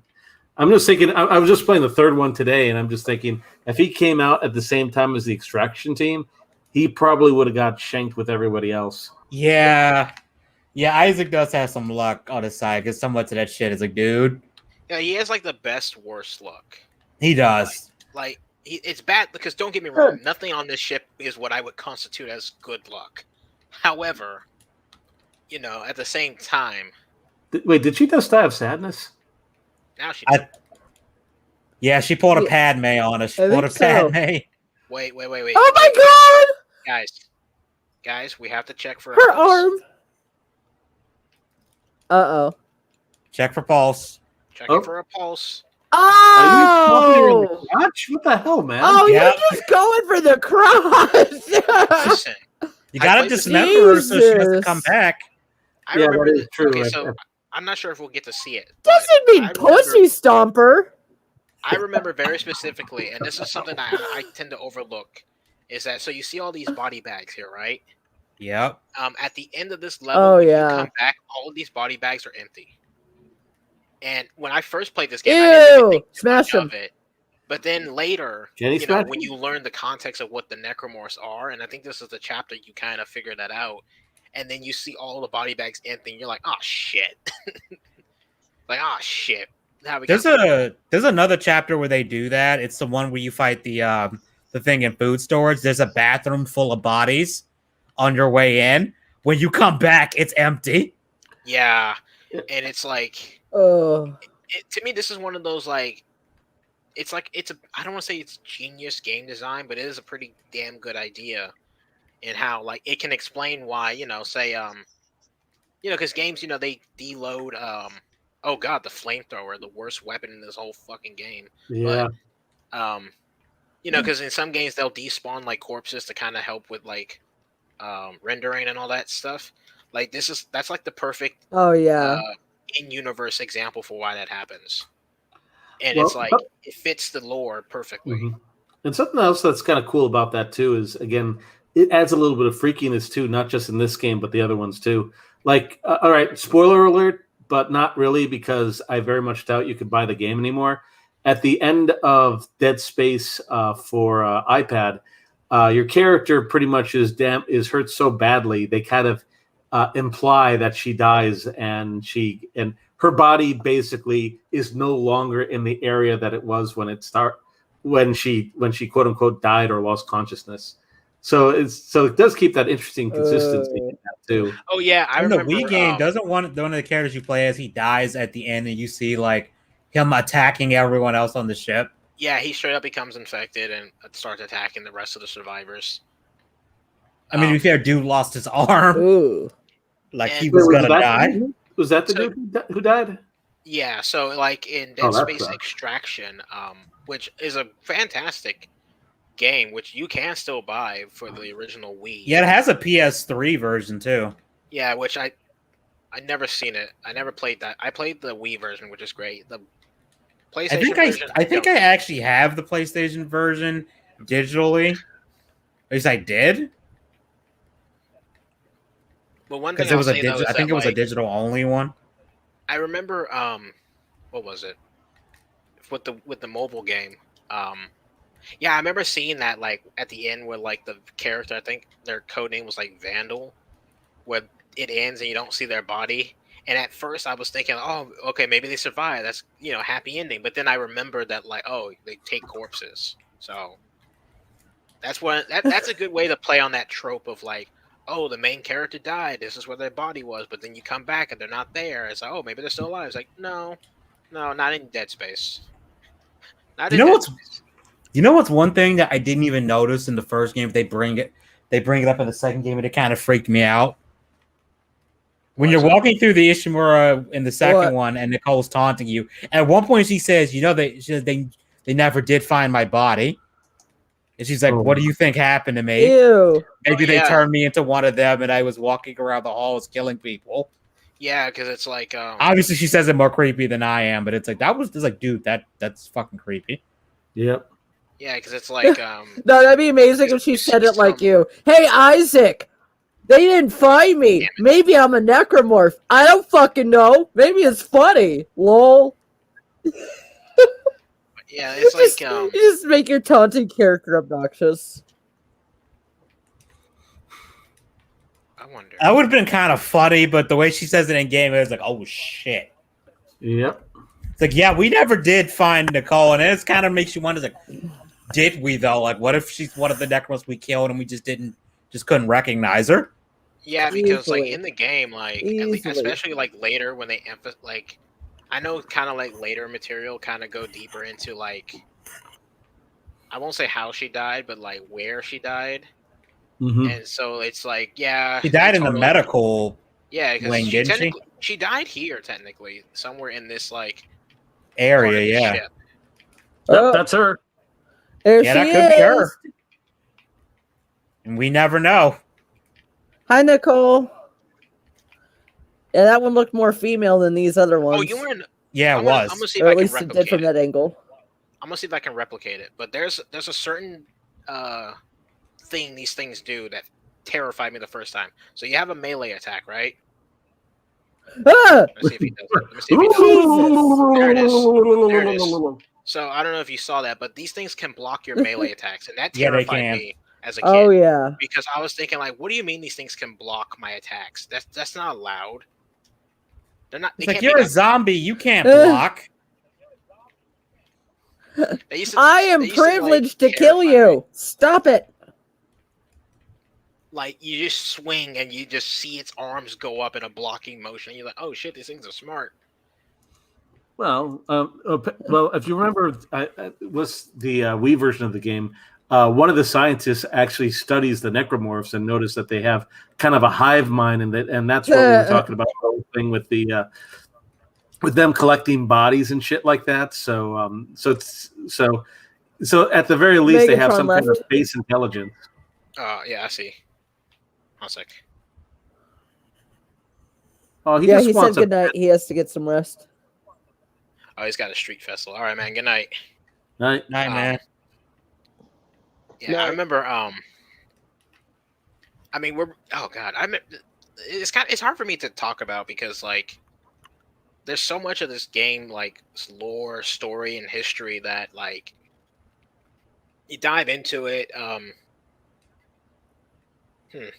It's kind of hard to like explain the starting point of this universe because you would think like maybe like the origin of the marker and stuff, but even that kind of like.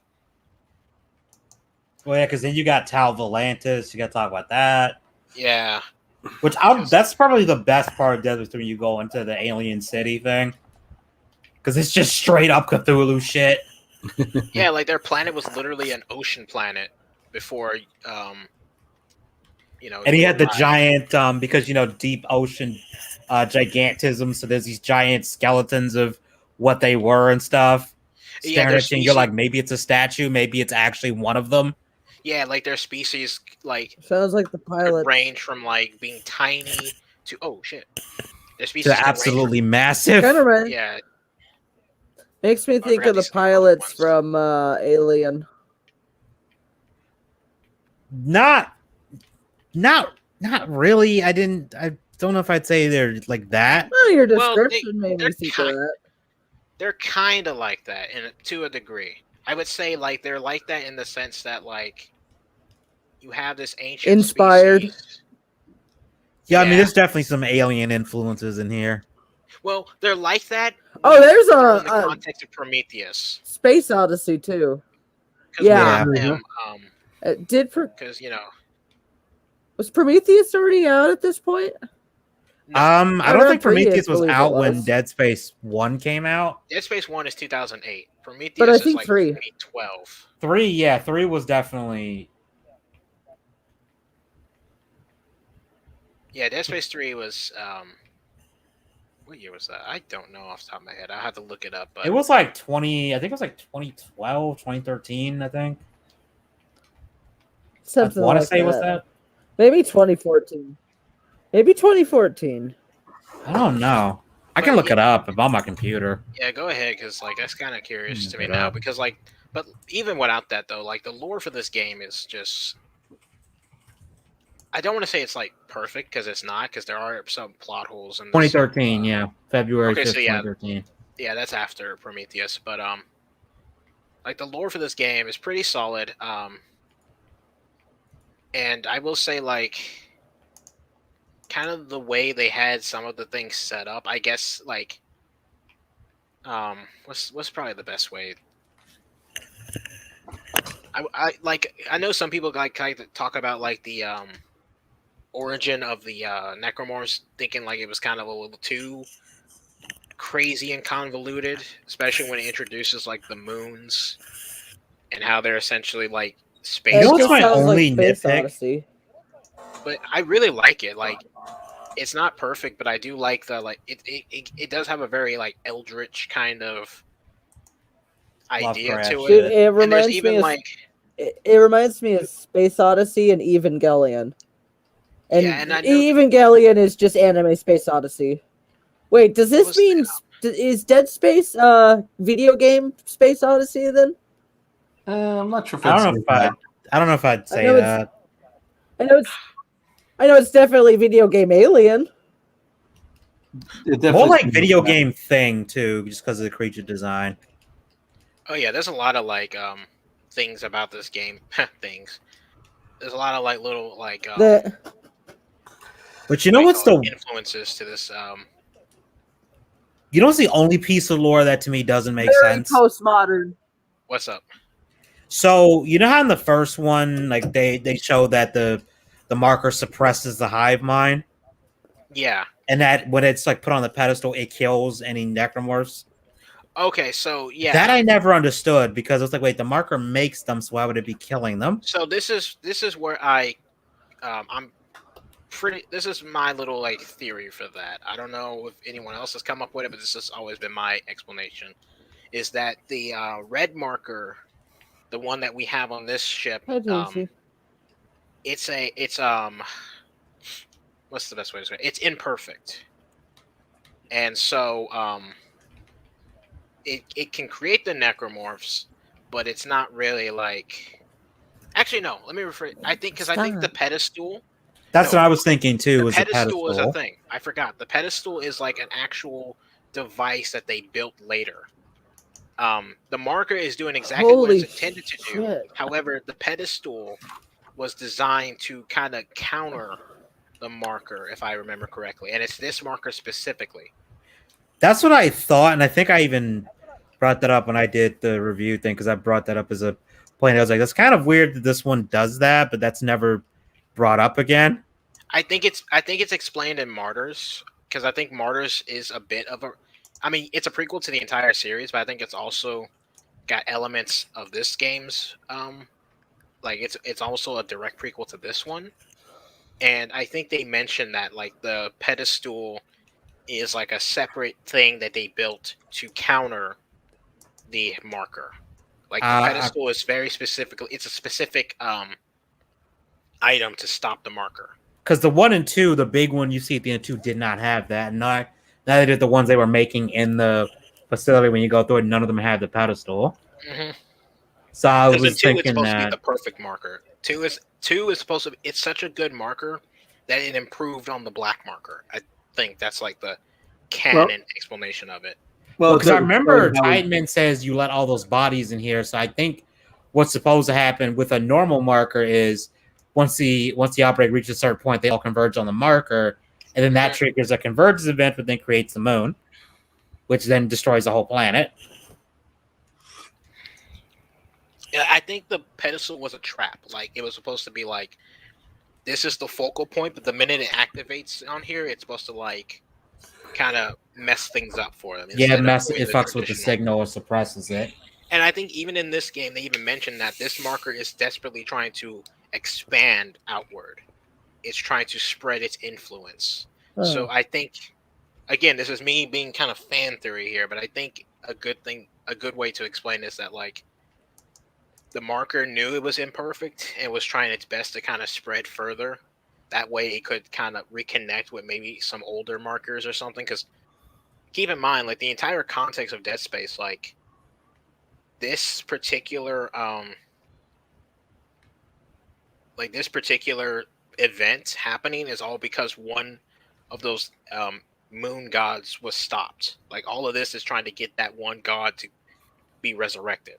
Yeah, the one in Tal Volantis, that one was stopped partway through. All right, here we go with the. This is actually a pretty cool scene. Oh, this scene. Oh yeah, smart. Look at us laughing. Oh, that poor dude. Sorry, buddy. Death by demon fetus. Not even a quick one. That's like a 10-second death. Yeah, painful one. The Silent Hill fetus got nothing on this one.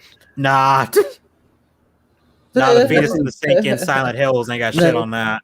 It's like, oh, that looked like a joy to deal with. I think now it's my turn to go through that area.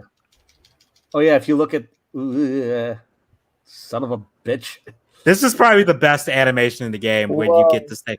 But Isaac does field goal. Oh yeah, you can even see the fetus. You want to talk about some of the animations in this game? Oh my god! I know that was. I know. I think what happened was with Dead Space 2. I know that it kind of became go to your left point.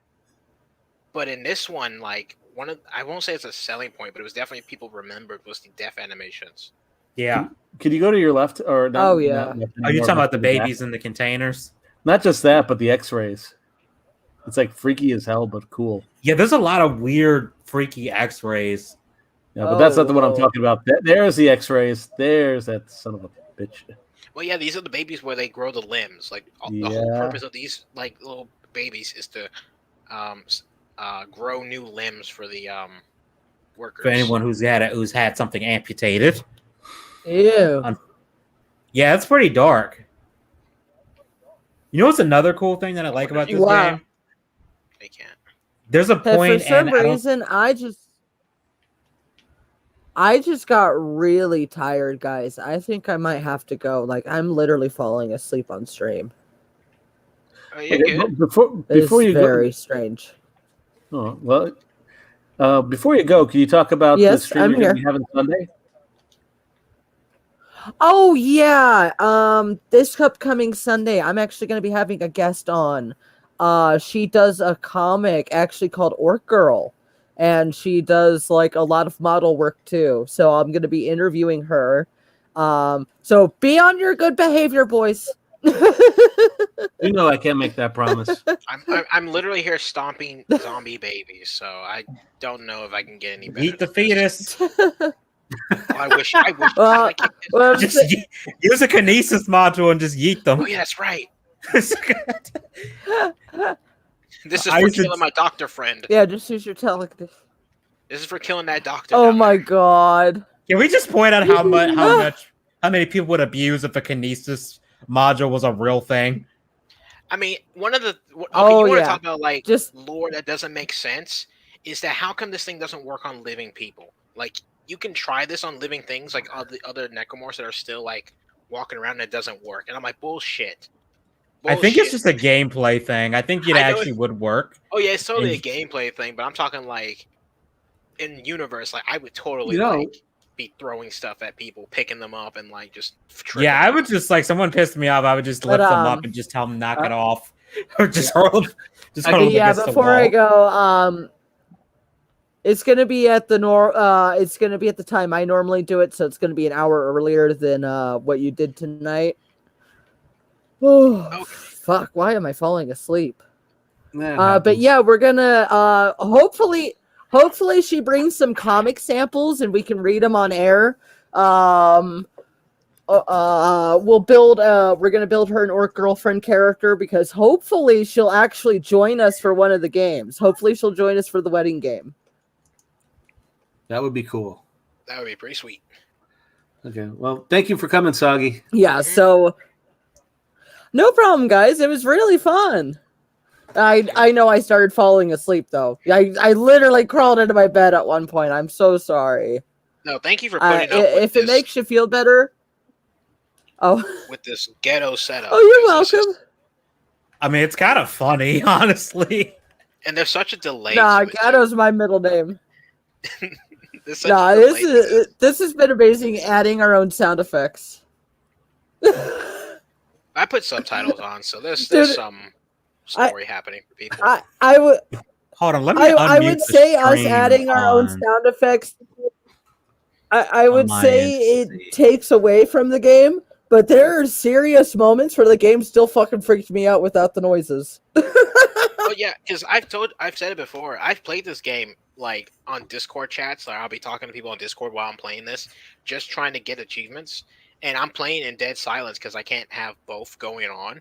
And there are several moments where I play this game hundreds of times, and like I'll get to a point where I know exactly what's gonna happen, and then out of nowhere I'm just not paying attention, and something just grabs me, and I'm just like, ugh. This actually happened to me twice while I've been playing and talking. Alright, I'm gonna get going, guys. Have a great night. All right, Yeah, you night. too, Soggy. See you. Night. Sunday. Hey, See you later. see you Sunday, guys. Sunday. So, oh yeah, you coming, so- Penguin? I don't think I got yours. I don't think I'm gonna be able to, because I think I'm actually probably gonna That's stream okay. tomorrow night, but I don't know if I'm gonna be Oh, up to stream Sunday. Well, Because I realized I haven't finished. That's fine. I hopped on to Resident Evil 8 and then I realized, I didn't finish playing Resident Evil 2 remake. I should probably do that. Yeah, you should. So hopefully okay, I can just I guess- finish it in one stream. And Honestly, speaking of Resident Evil 2, if they ever did a remake of this, wait, did I get it? Oh, damn it. If they ever did a remake of Dead Space, I would want it to be kind of in the vein of that. yeah, that would be cool. Oh, shit. I forgot about these guys. And gals. yeah, if they did it, if it was handled with the same amount of care as the Resident Evil 2 remake, I think it'd be pretty good.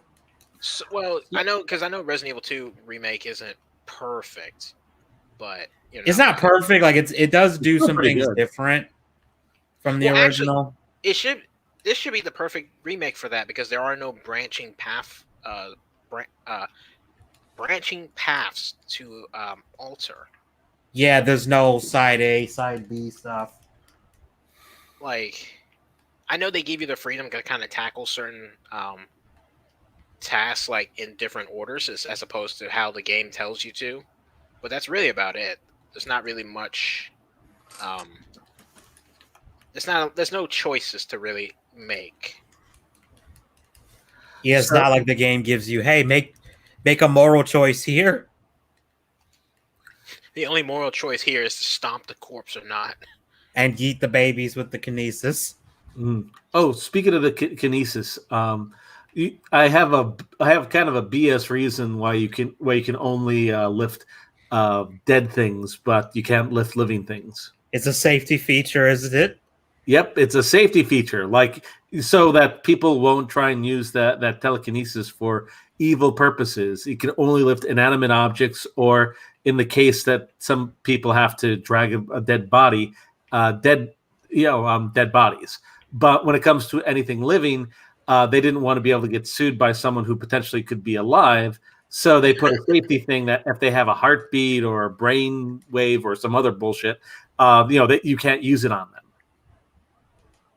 Oh, I just thought of something interesting that kinesis, like for military or like police, would be pretty awesome because you could just subdue somebody without having to like tase them or anything. Like you just someone uses kinesis and just suspends them in the air. Well, because there is like a I'm trying to think of the best way to describe it. There is like, aside from like certain like machine workers who use stasis, the military guys also use stasis. Like they're like they do. They're like the only other group that actually uses them. That's why you get the Twitchers, because the stasis module gets fused with them. Yep. That was the freakiest thing to see them for the first time. Yeah, that scared the shit out of me. It's just like, oh, and you're just like, what the hell was that? Oh, by the way, they have these things that fuse into their things, so they could use that whole that twitchy thing. So have fun with that. The thing that scared me was when you first see when you get in the ship and it's just standing there, then it runs off, and then you go into the next room and it's there, and it runs into the back, and then as you're moving the blocks around, Hammond is telling you, oh yeah, the stasis units have molded into their flesh, so now they're super fast. Yeah, and one thing I'll say this game does is actually kind of interesting. Every enemy has like a little intro before you fight them. Mm-hmm. Like just about every enemy type you encounter, you will get to see them, and you get to see like I guess you could say a hint of what they're capable of, and then you're expected to fight them the next time around. Like for example, like the opening with the slasher, we see the slasher like brutalize that one security guy, and then they chase us. But the next time we see one, we're expected to kill it. Same thing with the baby too. Same thing with the baby, the crawler, and even the Twitcher that you brought up is you see him, you see it run off really fast, and now it's like, all right, you got a little preview of it. The next time you see this, you better be ready to kill it. So the thing I like is that it's not a cutscene either.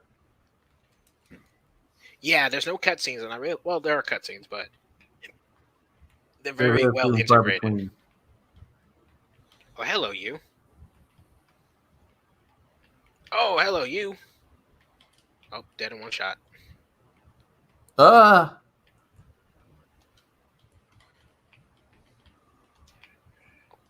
See, this is the one thing about this game is that like after so many playthroughs, like look at this.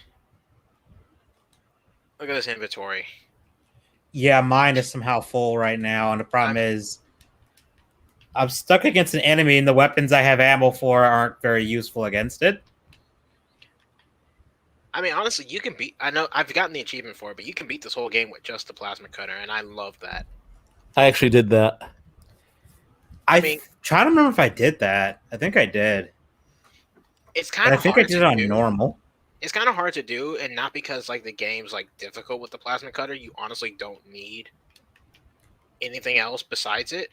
It's just that like some of the other guns are so much fun to use, though. Yeah.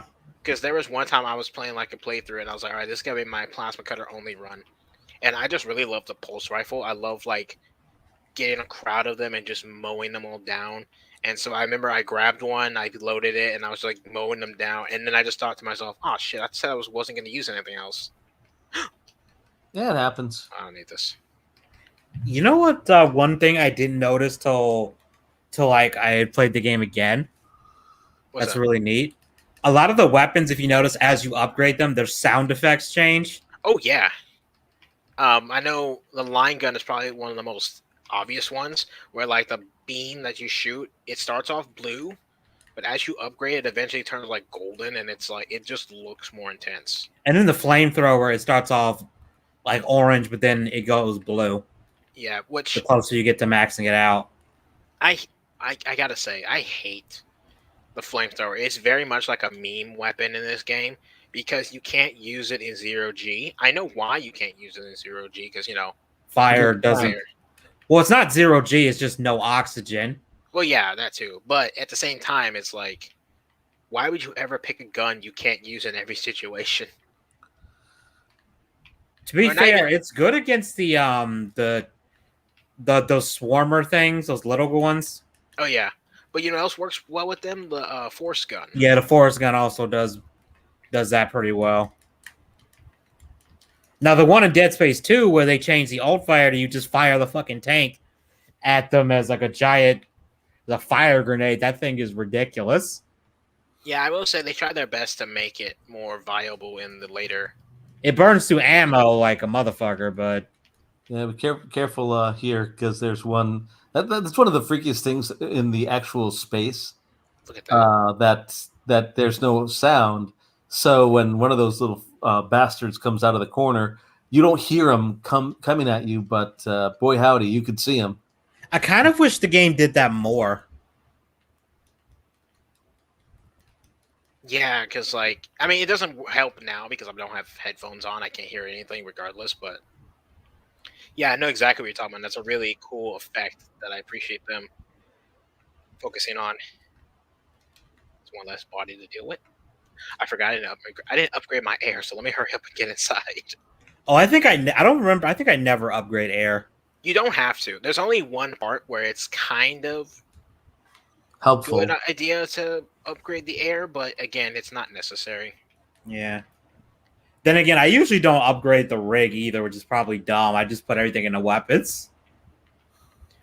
Yeah, I mean, the only time I upgrade the rig really is when I'm playing on higher difficulties, because it's like, I want that breathing room. But honestly, in some of those higher difficulties, like, unless you have it maxed out, it doesn't really matter. Yeah, you're gonna die either way. Speaking of the higher difficulties, this is one thing I wanted to bring up when we were talking about like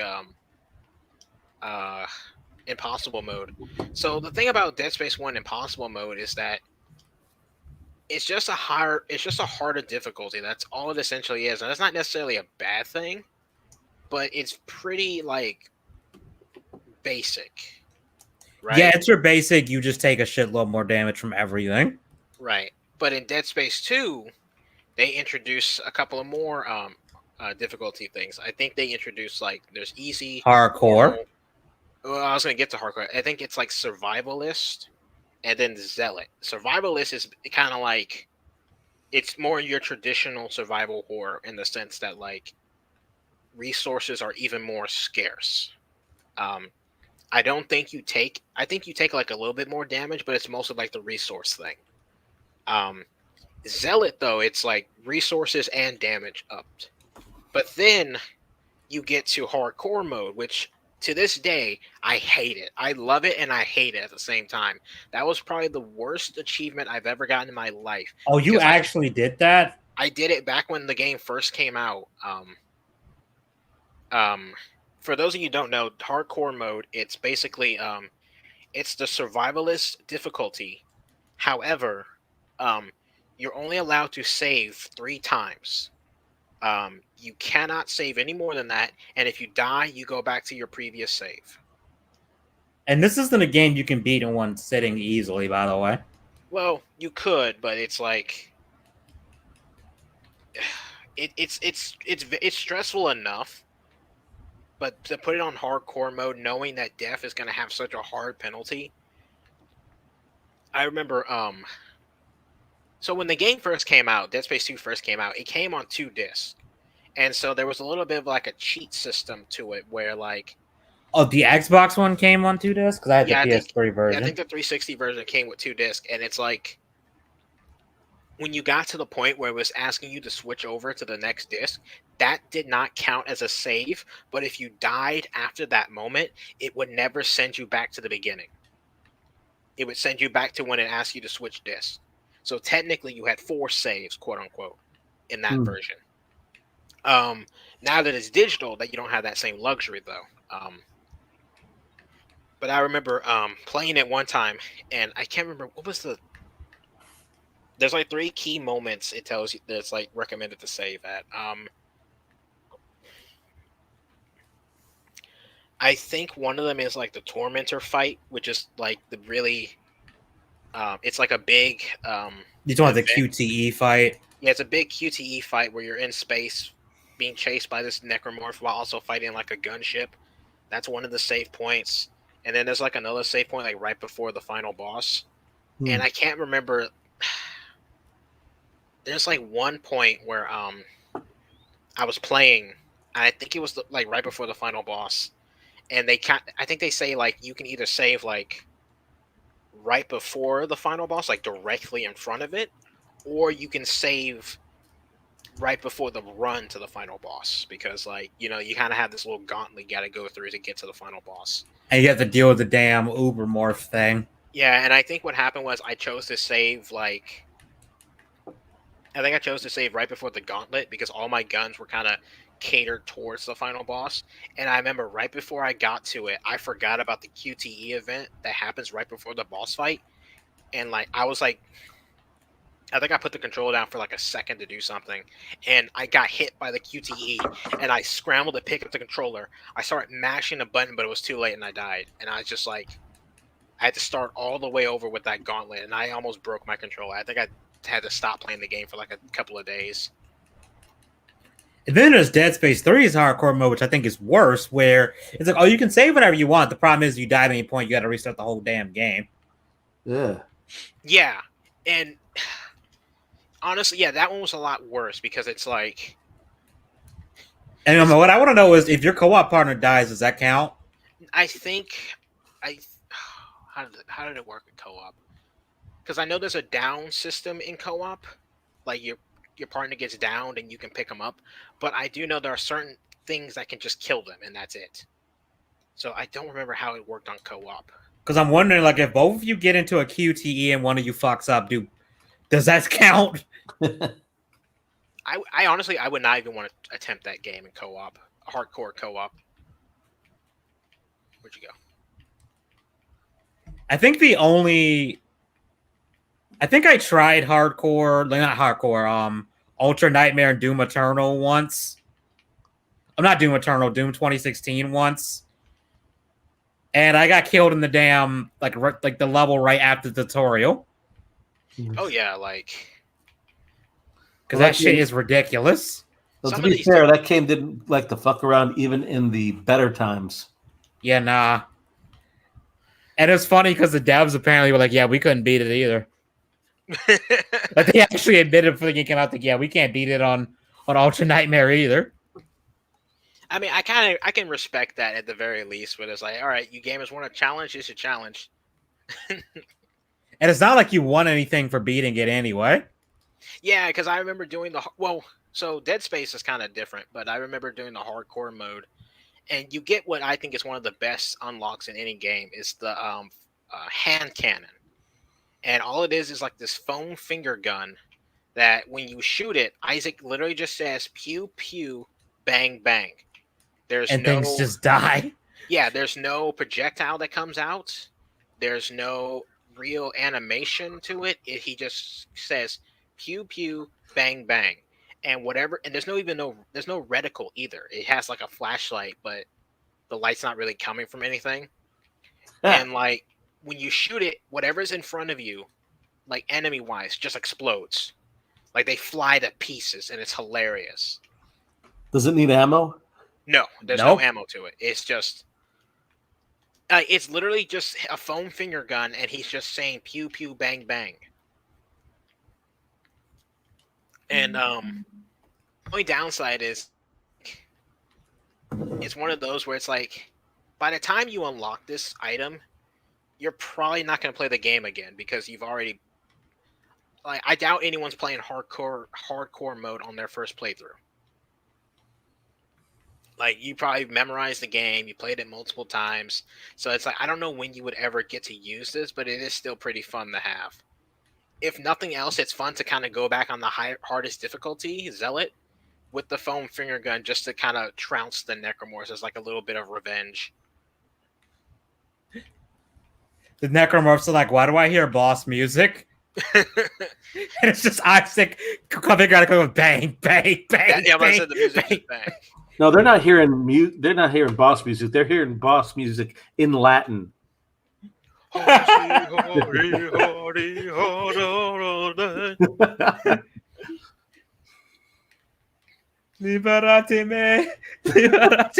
shit!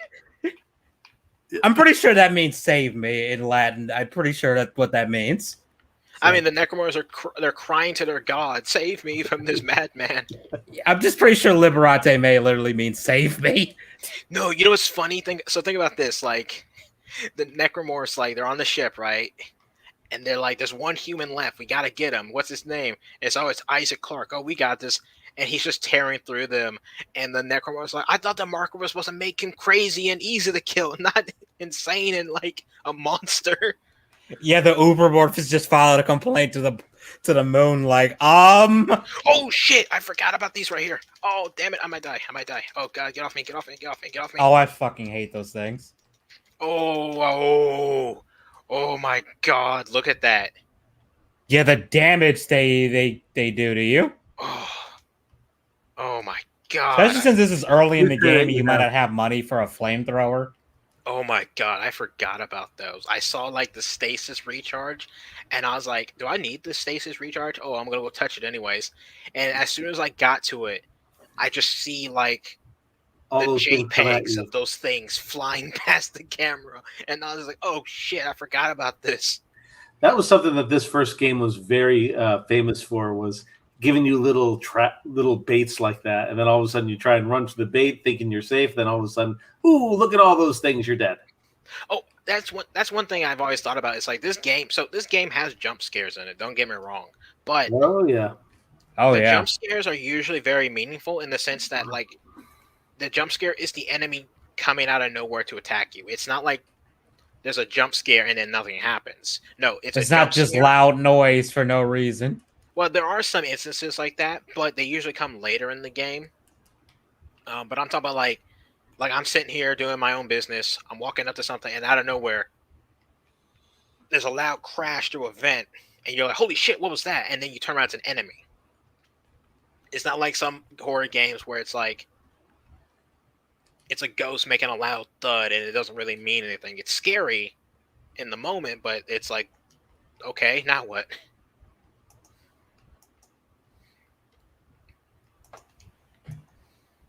Yeah, because that's one thing I don't like about certain horror games when they do that. Another game that really will be a dick to you and have enemies like ambush you a lot is Doom 3. Oh god, Doom 3. Like Doom 3 has a lot of those like, oh yeah, you want that health pickup right there? Yeah, that's gonna drop a trap door that has an enemy behind it. Yeah, I feel like a lot of Doom 3 was like deliberately trying to troll the player like oh, they would troll the shit out of you. Not only did they go with the horror angle, but like not only did they go with the horror angle, they were also trying their best to like really shove it in your face. All right, what time is it? About 2 hours and I think I'm almost done with this chapter. I'm gonna finish this chapter and we can wrap this up. Okay, now Dead Space on Impossible mode is being dickish. Oh my god, like when this is I don't want to act like some kind of like old man with this, but this is one thing I miss about like games with like, well, actually I take that Oh my back. god, they really just made me restart this whole shit. Fuck, I'm not playing this anymore. But I kind of like difficulty modes sort of like this in the sense that like I'll say it kind of challenges your knowledge of the game in the sense that like they expect you to play it the first time through and then they give you the hardest difficulty as opposed to like, oh, just play it from the get-go. Yeah. I'm gonna be right back. I'm running to the bathroom. All right. I'm trying to think.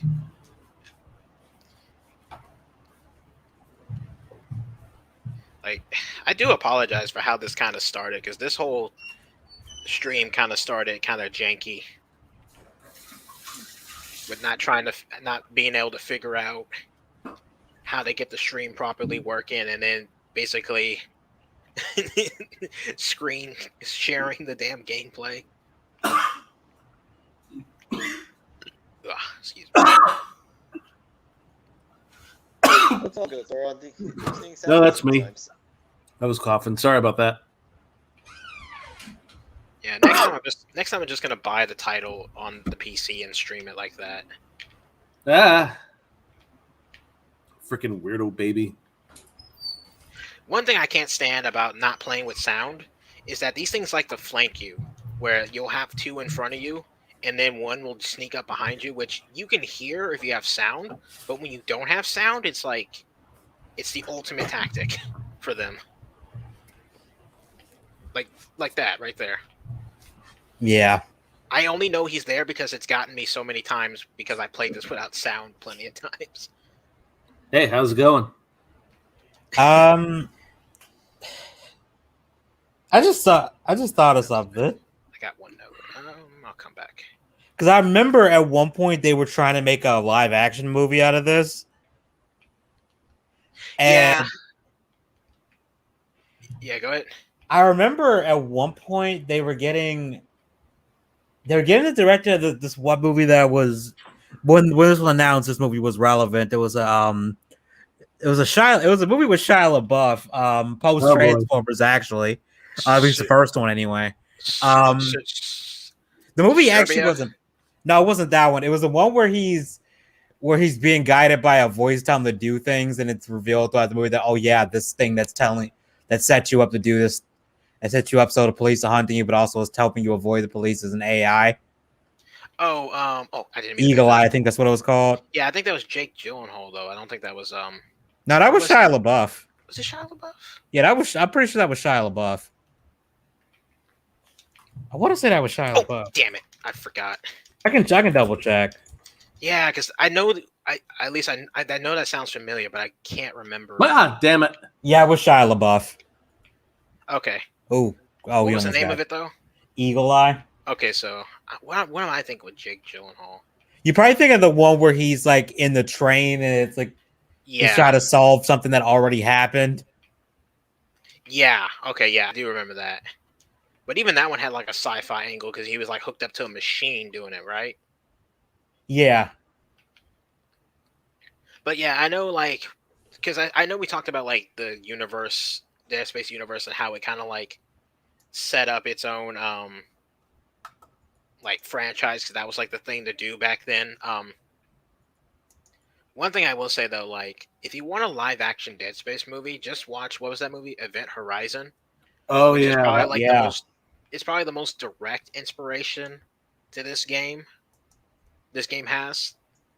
Like I know there's like elements of The Thing, there's elements of Alien and stuff like that, but that was probably like the most on the nose when it comes to like movie references because like the whole premise of Event Horizon is like this ship, you got a repair crew called out to fix a ship, and the ship is like essentially like cursed, got a bunch of like all sorts of like evil, demonic shit running around on it, things like that. So it's probably the most obvious reference.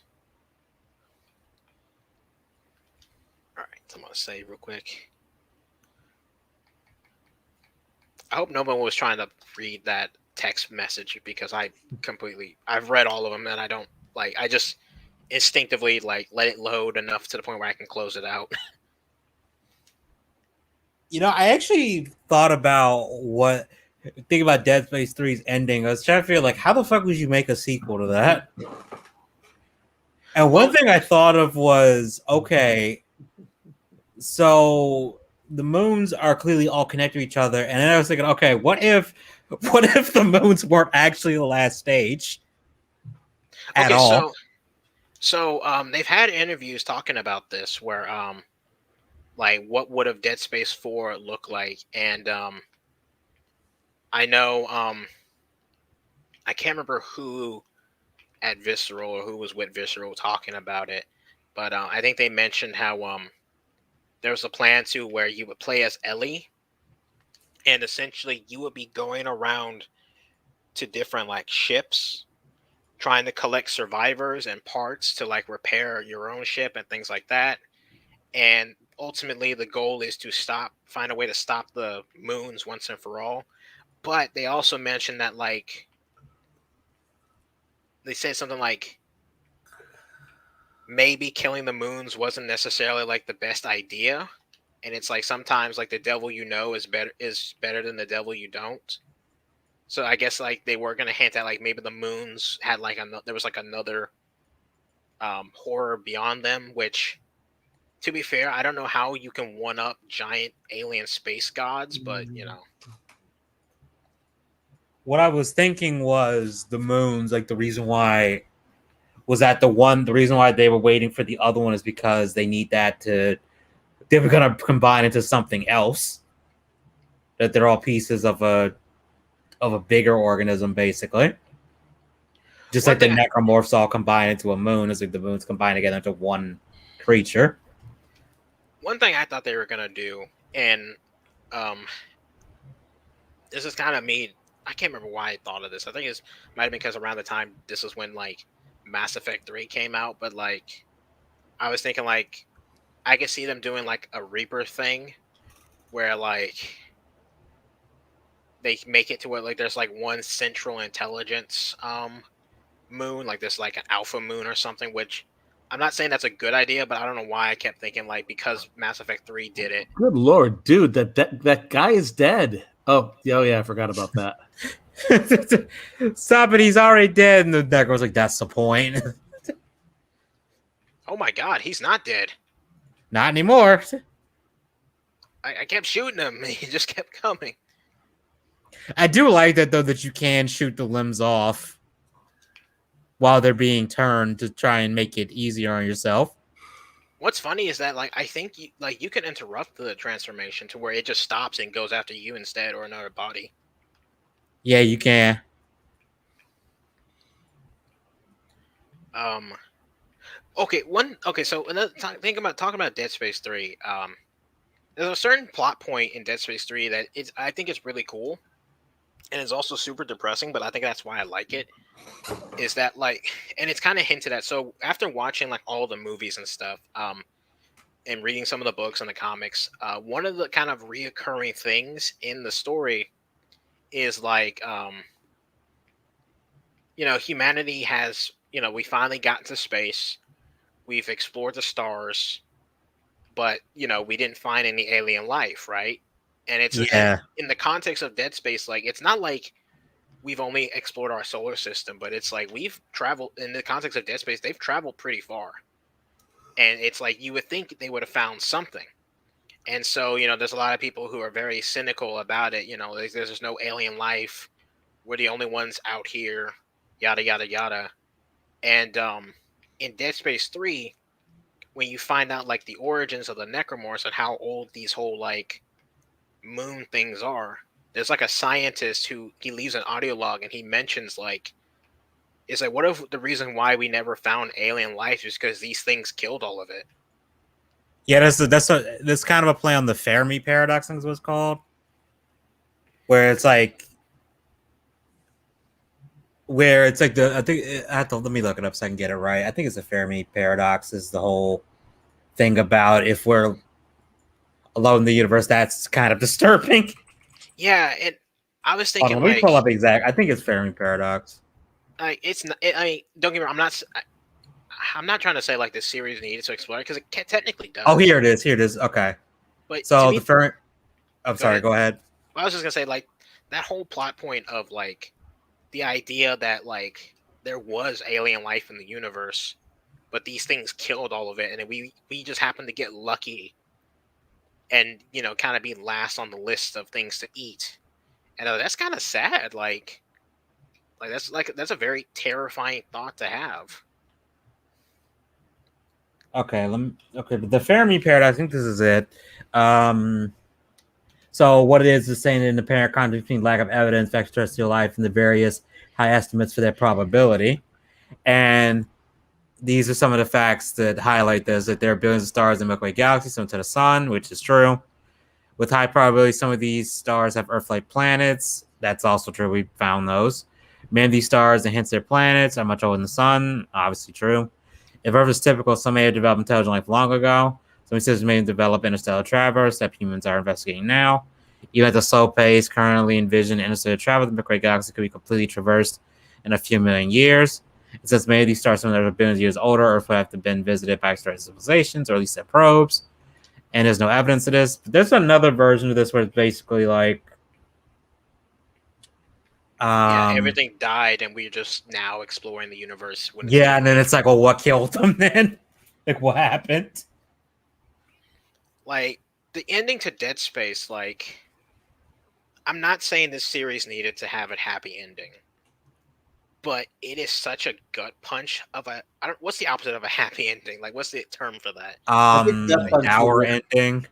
It is such a sour ending. So I'm gonna get ready to close it off here, but we can talk for a little bit. But I'm go ahead like in the gameplay portion of it. But I do know like there's technically like two endings to Dead Space 3, sort of. The first ending is the base game ending where you kill the alien moon, and Isaac and Carver quote unquote die, and that's kind of genuinely the end of that part of the story. But then when you get to Dead Space Awakened and you find out about the rest of the brother moons, you find out that they're trying to discover Earth. And so now the kind of plot point is we're going to try to get to Earth so we can warn them about these things coming. And then so like you're going through all these trials, you're barely trying to survive, you and Carver, and then you finally escape and you finally get back to Earth. And technically speaking, for both of these characters, like this is their first time going back to Earth in like years, or at least in a long time. And by there, only to find out like basically the moons beat them there and have basically already started devouring the Earth. And that's where the series ends. Basically, like you fought these things and you lost. And I was like, that is such like after all we've been through, all the necromorphs we fought, all the people who died, all the limbs we've lost, like that's how it ends. We lose. Like it fits the universe so perfectly, but at the same time, it's such a gut punch. Yeah. It's so devastating. But at the same time, it's like, yeah, that's how this probably was going to end the whole time.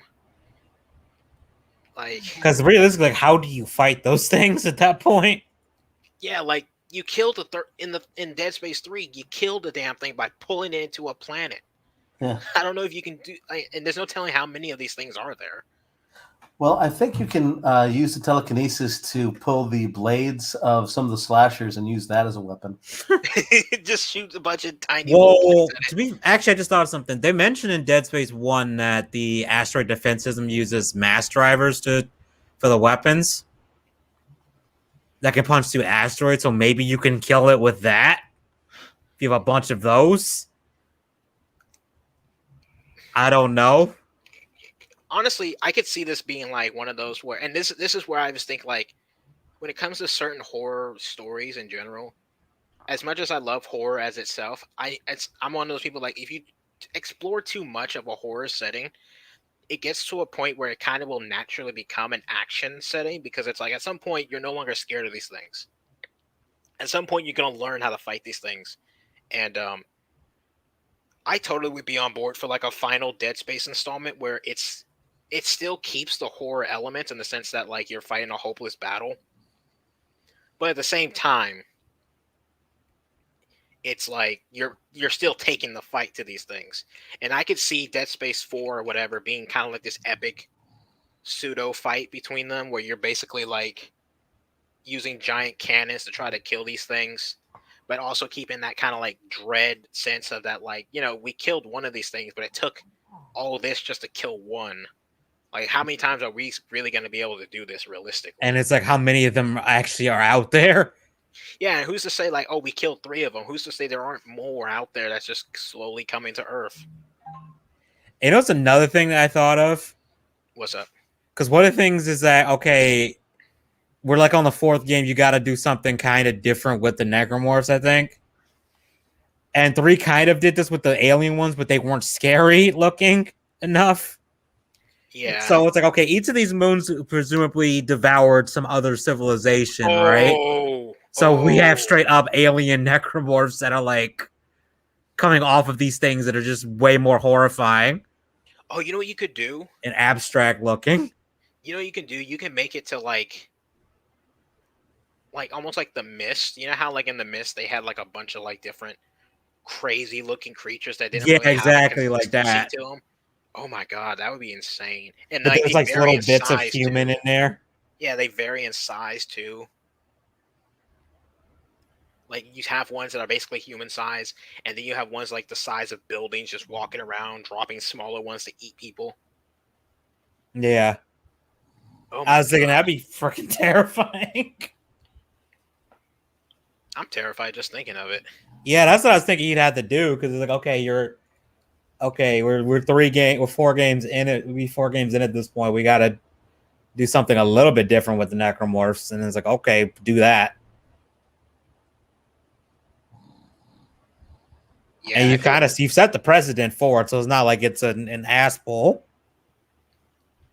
Yeah, I could totally. Oh man, if someone legitimately does like a Dead Space continuation, that's something I would love to see, a bit more variety to the necromorphs, because as much as I like them as an enemy in general and concept, I will admit that like some of their like, I don't want to say appearances, but it does kind of get stale in the sense like, oh, more slashers. I know there's like several variants of them that adds variety, but one thing I would love to see is like, say like you run into a slasher that doesn't have all its limbs, like it's one that like, someone else shot a limb off but they didn't survive, but you can see like the damage done by it, like it's missing a blade, but it grew like a second blade trying to compensate for it, but it's like shorter than the other one.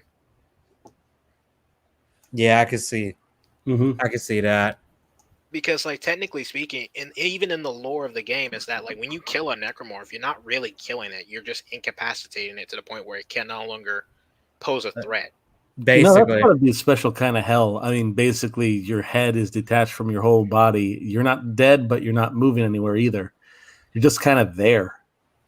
Yeah, because it's like if you let's say you cut off all the limbs of a slasher, like all 4 limbs, technically speaking, it's not dead. It's just, it can no longer do anything to you.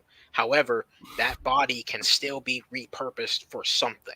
Like they'll add its like biomass to like a bigger necromorph, or maybe they'll like, again, like they'll attach more, they'll grow more blades later. Like to me, I would love to see like a mechanic that kind of explores that, where it's like, let's say you fight in a room full of necromorphs, and you cut off a couple of limbs on them. So after they let's say there's like 3 necromorphs, and you cut off some of their limbs, but they're still alive. They instead, like, because they're running out of options individually, they form into like a brute, and it becomes like I won't say like a mini boss, but basically But like a tougher enemy. Yeah, now you have to deal with this bigger one, which is slower, but because they formed up, now they have more defense and they hit harder. That would be really cool, or a necromorph that like a necromorph that can just transform on the fly like that. Oh yeah, like you kill one, or you kill multiple ones, but you kill it to the point where they can't really do anything else with the bodies. So like this single necromorph like splits itself in half, so now it has 2.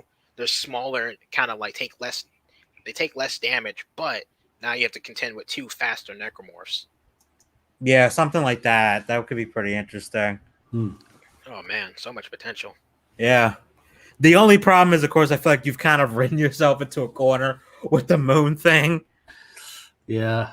That's what I'm saying. The moon things feel like a very penultimate ending, which is why I don't think they fully intended on making a sequel to it. At the very least, it was anything that came after that was going to be. I couldn't see them doing anything past a next game, if that makes sense. Like, if they ever did make a Dead Space 4, that would have to be the end of it. There's no way you can go further past this. Like, it's already a stretch enough with Dead Space 4 after the whole moon thing. Yeah.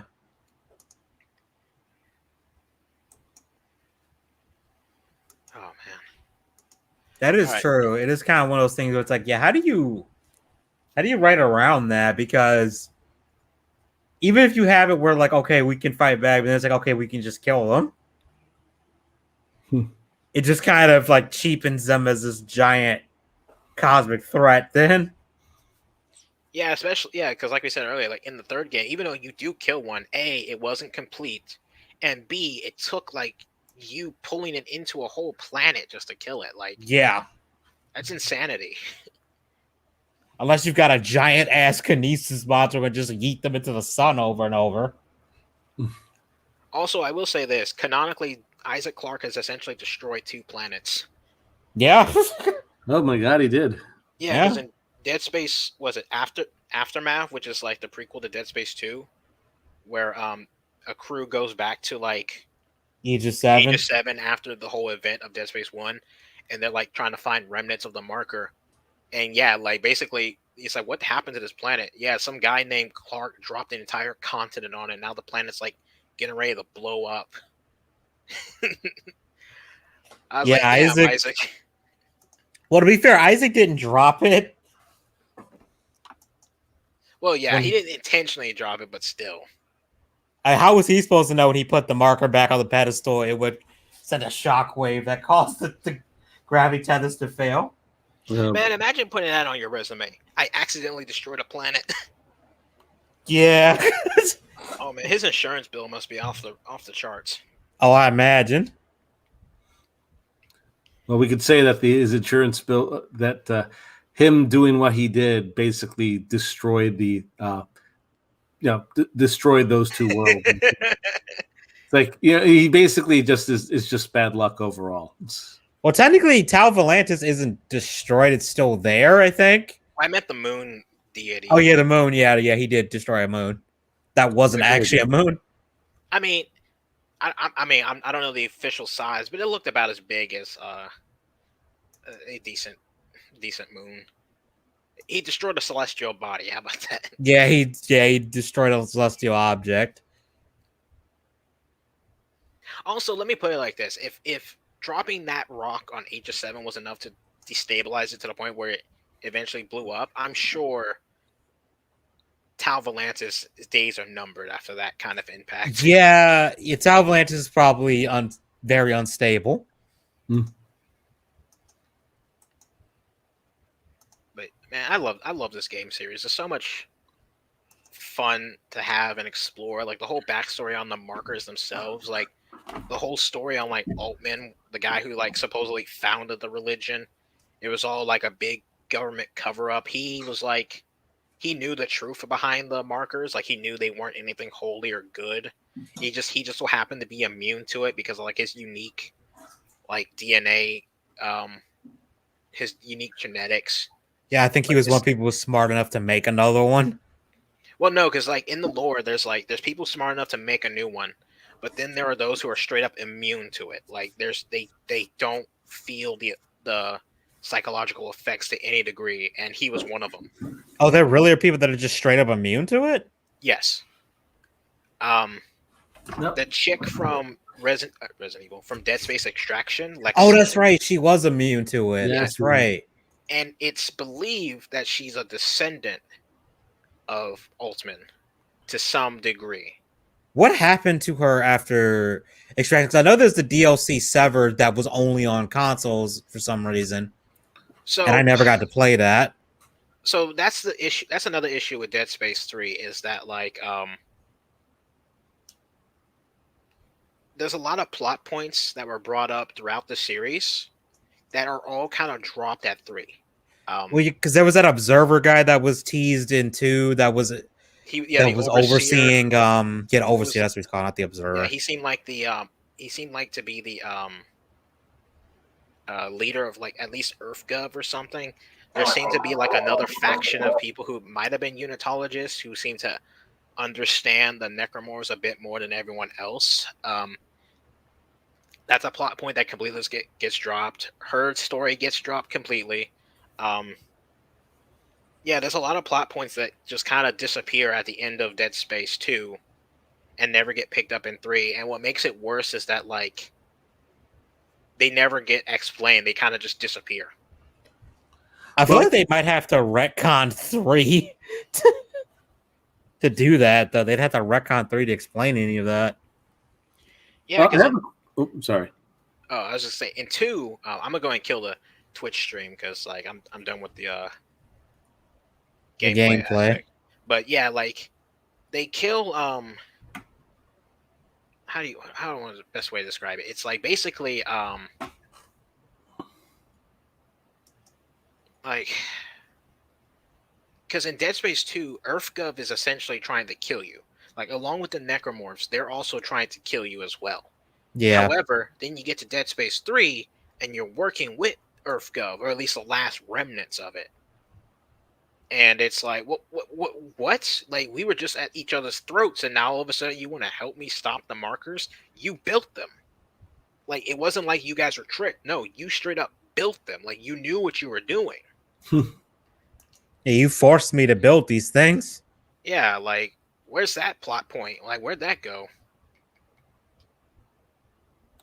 Well, actually, I did have a question. The story about Ultiman, where was that in the 3rd game? Because I don't remember that. No, that was in a book, Dead Space Mordor, that came out after the first game, I think. Yeah, so in Dead Space Mordor, which the entire story takes place like 200 years into the past. Like it's pretty much the catalyst to the Dead Space events, and it starts off with them discovering like the black marker off the coast of like Mexico, in the Gulf of Mexico, and Altman studying it. And this is like right when like humanity was like running out of resources, and I think they had just built like the planet cracker ships like the East Remora and stuff like that. So when they discover it, it's certain bodies start washing up on shore. They're all mutated. They're all like disfigured. And so Altman, he's one of the scientists sent out to like study it and stuff. And as the events progress, like people start going insane. Necromorphs start kind of popping up, but he's completely immune to it. So he kind of realizes what's going on. But because of the marker's effect on everyone else and how it kind of drives them insane, people started viewing him as like some kind of like prophet. Like he was like the chosen one who could speak the language of the marker. And then when he tried to stop it, EarthGov was like, no, we need this because this is going to provide us with limitless energy. All we got to do is find a way to, take out this alien zombie problem.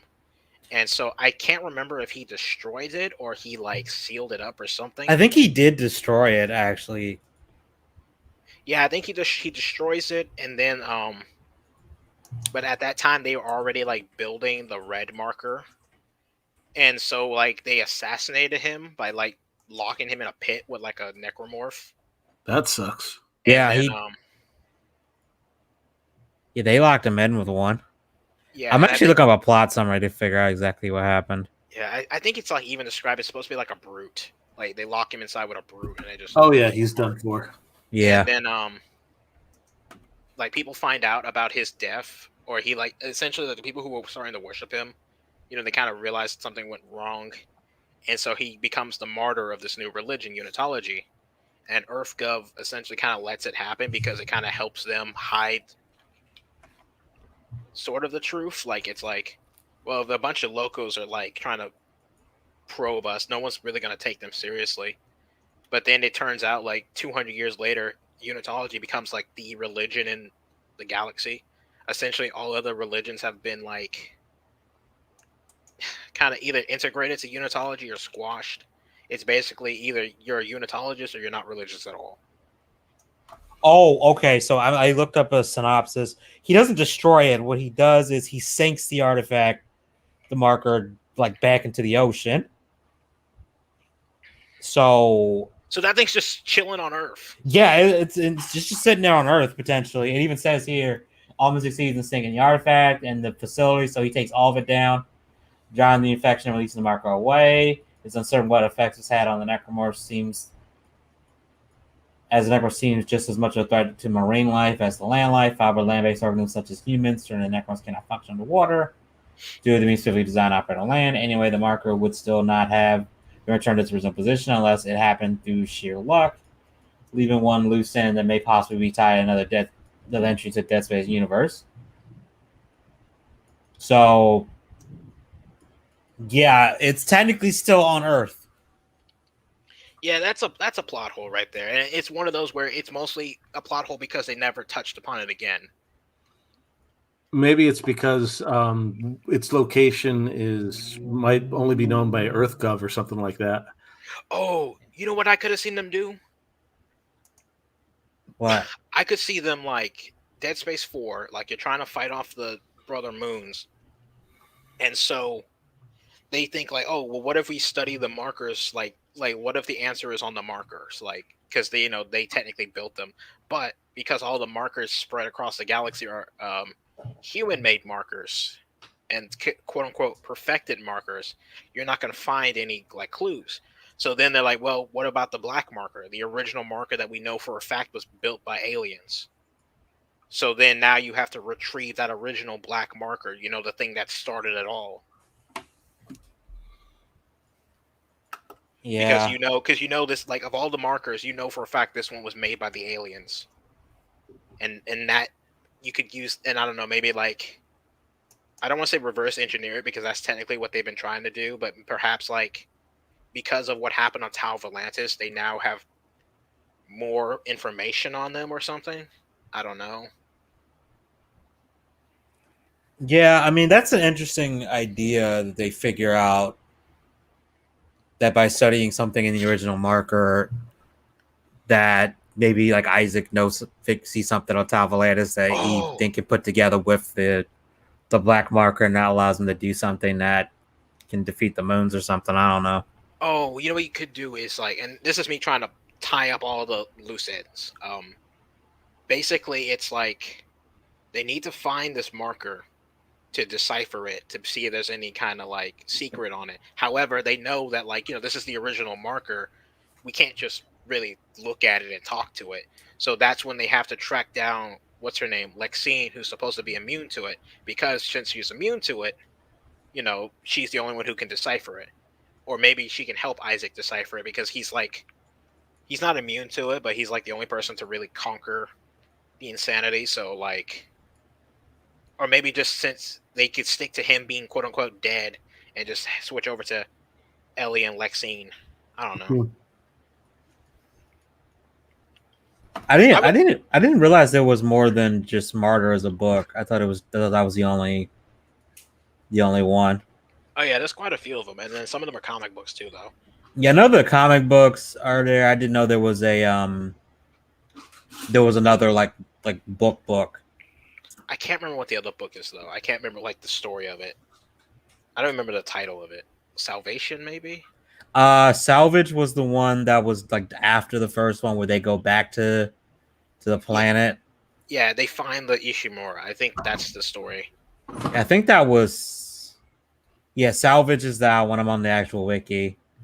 So yeah, there's like Downfall, which tells the story of how Isaac's crew was called to the Ishimura. Yeah, how the Ishimura was overwhelmed in the whole colony. Extraction is basically like what happened on Aegis 7 and sort of what happened on the Ishimura, which ends with Isaac and them arriving. Aftermath tells how the marker essentially got its way to the Sprawl to a degree, and it explains Strauss's backstory. Martyrs is essentially the origin of it all.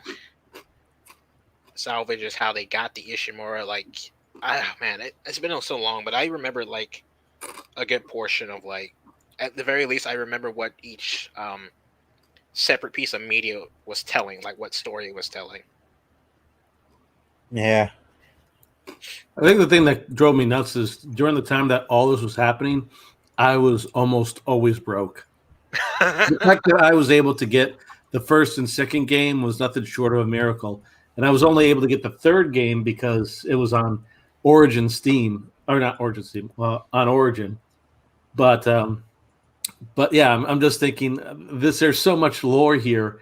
And the only reason why I was able to see that anime one, the one where Isaac and the gang go in after that one chick dies, which was a bit of a bummer too. But it's just like, oh, but yeah, I mean, the reason why I haven't been able to see all of it is because getting all that shit's mad expensive.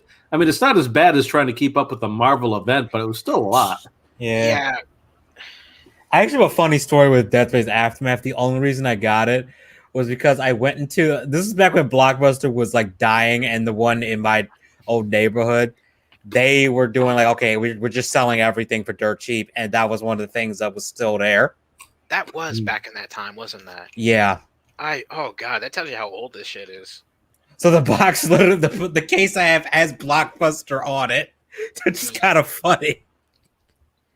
And I just like, yeah, here you go. It's like I think I paid like $5 for it. We're joking. You're joking, but that's probably worth some money.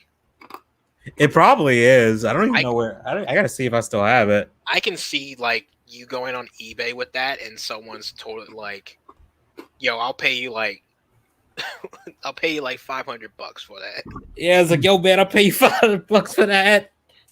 Not even the movie, like the case itself. I could see just that the case.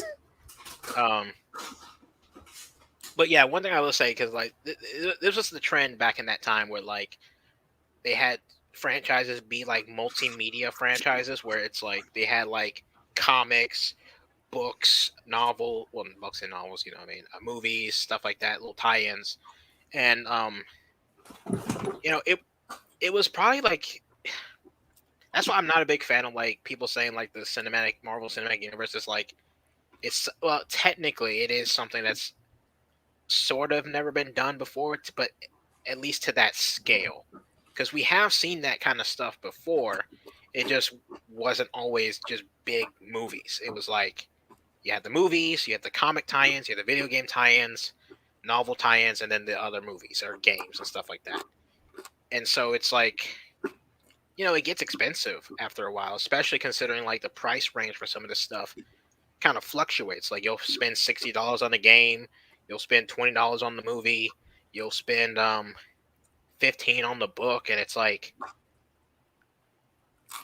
it's really for like the hardcore fans, because like you're not really getting anything too extra. It's like, again, like I say, as cool as that stuff was, you don't need it to understand what was happening, which I guess is the better alternative to like trying to force people to buy everything. But I guess it's all right, because again, only the hardcore fans would really do it. As long as you kind of emphasize, I get no business would do it, but as long as you kind of emphasize that you don't need this in order to understand the story. Yeah, I mean, it's better than what some things do now. Well, I say now because that was one of my biggest criticisms of one of the biggest criticisms of Halo 5 story was that they introduce all these characters and it's like there's no actual explanation of who they are in the game. You have to go read all of this other side material Yeah, because to know who these characters are. I remember Halo 5 when it was getting ready to come out. They had that Halo Nightfall show, which I bought it because like that was Halo. Awful. Yeah, I was about to say that was not worth the price, and it took me a minute to like they kept calling the guy Locke or whatever in the show, and I was thinking like, why is that name familiar? Like I've heard it before, but I know he's not a character in Halo because I would have remembered him. And then when I got to Halo 5, I was like, oh, I remember now because they had his name on the advertisements, Locke versus Chief. And I was like, at the time, I didn't really think about it, but later I was like, if I had not watched Nightfall, I wouldn't have known who the hell this guy was. He just comes out of nowhere. And the only reason, and like, the only character they kind of get away with that is Buck, and that's only because like ODST was such a popular game. Yeah, like he was the only one who was like, even I won't say, yeah, I say probably the casual Halo fan would at least recognize him, or at the very least, it's Nathan Fillion. Who has a problem with Nathan Fillion? No one really. Not that I could think of. Yeah, I'm so mad that Injustice didn't have him as the voice for Green Lantern. I'm sure it's because they couldn't afford him, but at the same time, it's like, come on, man. He's the Hal Jordan voice, man. If I could get him to play a live action Hal Jordan, I would take it in a heartbeat. You know, sometimes again, that is kind of one of those interesting scenarios. Like, okay, if you were given the opportunity to remake something because you have a shitload of money, would people actually want to join your vision? Like, for example, if you wanted to make like a proper ending for a show, and you like tell an animation company, you know, I will bankroll that shit to make the proper ending. Would you want to do that? And I'm just thinking, what's up? Oh, I've had this like talk with a friend of mine before, where it's like, if I had ridiculous amounts of money, I would totally buy my favorite franchises, or at least the rights to them, to give them those endings. Even if it wasn't a game, even if it's just like comic book ending, I would be fine with that. I would totally buy Dead Space and redo Dead Space 3. Yeah. Like, solely. And I'd just be like, I mean, obviously I would hopefully get some money in return, but ultimately, like, I'm willing to pay this a month. If I had the cash to spare, I would totally pay the amount to get this series its proper ending. Or at the very least, proper gameplay for the ending. Yeah. I feel the same way with what do you call it? The Young Justice. I would actually give it a proper, maybe not an entire season afterwards, but at least tie up that loose end that they had. And it was just like, ugh. They made like a movie special. Yeah. I mean, again, just something like, okay, Darkseid exists and all this other stuff, and you get the cast from that time era, not like, you know, the last season, which I don't know. It just rubbed me the wrong way. I guess I just really didn't like the new characters. I thought they were boring. I think that the one that was like the ultimate power was just like, wow, you really gave it to such a basic person, and that's me being nice about it. I don't know. I think that they were at their best like the first season. Yeah, because I remember Young Justice, and like I wasn't a big fan of season 1. I do think it was better than the other seasons. I remember thinking like the whole I might have been biased at the time, but I kept thinking this feels too much like Teen Titans Light. Like it was trying to be the new Teen Titans, but it was just so melodramatic at times. And season 2 kind of doubled down on some of that stuff, and that I don't want to say it kind of soured my taste of season 1, but I think it kind of did, at least in the sense that when I go back to season 1, I was like, I know it gets worse. And so that kind of retroactively made season 1 worse for me, which isn't really fair to the show. Yeah, it's all right, but no, okay, I totally get. All right, you go, Edgy. There's one thing I just noticed on the wiki. I just saw this little piece of an idea they had, and it kind of sounds like what we were talking about, the idea of that where it's like combining together when you dismember them. It's just this image where it looks like an almost normal zombie, but then it shows like, okay, you blow off the limb, but the limb is still attached through alien strands or like tentacles, basically, and they burst out. Like, so the idea, I guess, at one point was that you'd shoot them and they'd break apart, but then these like tentacles will burst out to try and keep it together or something. Oh, that sounds so disgusting. And trying like to reattach the severed limb. Oh, that sounds so cool. So it actually would make it, certain enemies, I guess, would actually have been harder to fight, depending on how you dismembered them. Yeah, but I say you really had to dismember them just right. So that could be something they could do, because it would completely fuck with people's muscle memory. These games, like, okay, shoot the limbs. Now it's like, don't do that. Yeah, because I know they tried that in Dead Space 3, where they had the ones that looked like regular people, and if you shot them in the body, their top half or lower half would break apart, and these 3 tendrils would come out and chase you. Yeah. Although, oh yeah, I'm seeing that in the third one now. Yeah, and it's like, it's a cool concept. They're still not really tough enough to really truly be a threat. They're more just cannon fodder. More and so, visually, they just weren't scary enough. Yeah, they just look too much like people. Like, if they had like maybe like, I don't know, like maybe you could see the tentacles moving inside their body as they were coming at you, kind of hinting at what's underneath. Yeah, they had like some kind of like rippling effect, like under their clothes or something. Or one thing would be terrifying, because they look so much like people, is like you could have it to where the person is still alive and they're like screaming for you to help them, but they can't control their actions. Oh, you mean like the Guardians in Dead Space 1, where they're still like screaming in pain at you? Yeah, like their heads, like you could, like, let's say like it's almost like the Flood in a way, where it's like they have kind of like 2 separate heads. One is the human head, the other is like the necromorph head, and it's like the human head is still sort of conscious, and he's just constant, he or she or whoever is constant like screaming like, kill me, and it's like the thing is still charging at you, and the only time you get them to shut up is like if you shoot off the human head or you completely kill them. And you can occasionally throw in like you'll have them screaming like, I can't control myself, and then like if you kill them, you'll hear like a thank you. There's actually an enemy in Resident Evil Revelations like that, where it's like it's a mutated human, but there's part of his human like upper body still there.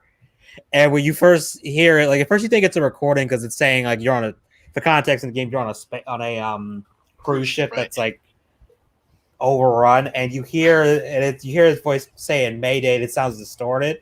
But when you get near the door bursts open. It turns out, no, that wasn't a recording. It's an infected crew member. And he still occasionally says stuff to you, man. like he's kind of slightly aware of what's going on. That would be so cool and creepy at the same time. Oh, yeah, man, that was one of the creepiest parts of that game, was just that thing. Oh man, like, I would not want to work with EA, but man, EA, we got money for you right here. We got potential right here for you. Yeah, if you just want some ideas of it, I'll pay me for them, and I'll churn out some ideas for you. The sad part is like sometime down the line, an EA employee might actually see this, take the ideas, but never credit anybody. I know. And it's like, how are you gonna prove it too? That's the thing, though. Can you really prove it? We came up with this idea. Yeah, when and where? on the most ghetto Dead Space live stream has ever been done. I mean, we could just do that. Just pull up the stream VOD that we brainstormed this for like 2 hours, man. Oh man, imagine that's how EA gets done in. A bunch of idiots on a live stream talking shit about Dead Space, coming up with ideas, and the judge is like, hey man, he's got you beat. They got it time stamped and everything. Yeah, the judge is like, yeah, you basically ripped them off. And this is like years later, when Dead Space has been revitalized as a franchise, and the judge determines that, yeah, if it wasn't for these idiots and their idea, you never would have made any of this money. So they get at least like 50%. That would be awesome. That would be hilarious. And you gotta credit them, and you gotta patch the game to credit them. Oh man, I'd be an asshole about it too. You know, so I want you to put in memory of, but don't put like the years, or at least put my birth year and continue it on. And it's like, wait, he's not dead, so yeah. Yeah, it'd be funny. And when I do die, you have to patch the death date in. I wish I had money when these games are popular, because I'm looking at the art book for this, and it's like, dude, I want this, but I know it's probably gonna be stupidly expensive now. Oh, yeah. very stupidly expensive. I was looking up like Dead Space merch in general, because they don't really have a lot of Dead Space merch. There's a couple like small things here and there, but like for the most part, there's not really much of anything. I know I got like a couple like marker stands, but they're 3D printed, so it's not really like official stuff. I know they had some Nika figures, which I have a couple of them, but those were like pretty damn expensive, and they were like before the Nika figures got really good, so they're not that great of detailed. I know the Dead Space Collector's Edition is out there. That one's really expensive because it's one of those where you're not going to get it anywhere else, and they know that people who buy that are people who are like hardcore into it. Yeah. No, I was fortunate that one of my rookies actually gifted me a Dead Space slasher, and I thought it was the most disgusting thing I've ever seen, but it was the thought that counts. Oh yeah, like I have the Nika figure of that as well, and it is like it's still not like some of the Nika figures that come out like obviously later got some great quality to them, but this is definitely like kind of before that time. But it still looks really good, especially compared to Isaac. Like Isaac, he looks fine, but the necromorph looks amazing. That is true. The detail does look awesome. And I've always loved like, I can't think of his name. It's a YouTuber who does like the morphology and like the you call Roanoke Gamer? Yeah, Gaming? where he does the pseudoscience behind like the mutations and stuff. And like one thing he was talking about, and I remember like learning this when I was doing medical, is that like for the necromorphs to transform like that so quickly, like they have to be producing a lot of body heat. And I would love it to where like if you saw a necromorph being created, this might sound crazy, but I'd love to see like as they were mutating, you saw like steam like just generating from their body as certain body parts like sprouted out, new bones were made.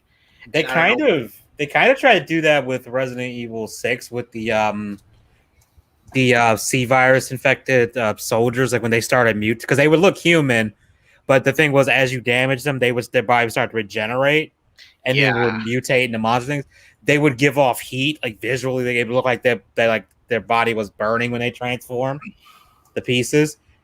And even when they died, they would burn away, and it was like implied that, oh yeah, their metabolism is kicking into that like a ridiculous overdrive.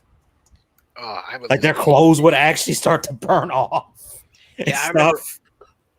This is that would completely explain why they're unrelated. so holy. Yeah, I remember. Was it Naruto?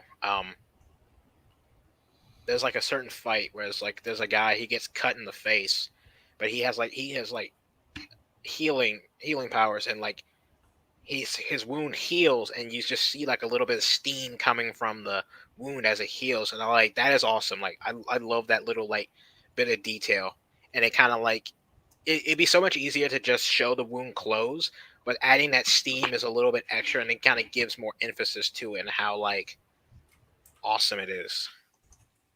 And actually, in Resistance, Fallen Man, the creatures, the Chimera, that's actually one of the reasons why they have these coolant vests that they have to wear, because their metabolisms are so out of whack in order for them to regenerate the way they do in that game. And there's even a special type that's basically what happens when their coolant pack has just stopped working. Yeah. And their metabolism's out of whack, so their limbs become like abnormally long, and they become very tall and skeletal, and there's like, if you read the journal thing describing this, is like soldiers report that they smell like burnt flesh whenever one is nearby because of that. And they're slowly dying because, of course, they're overheating, essentially cooking from the inside. See, that's what I want That's to see. such a horrible, that's such a horrifying detail.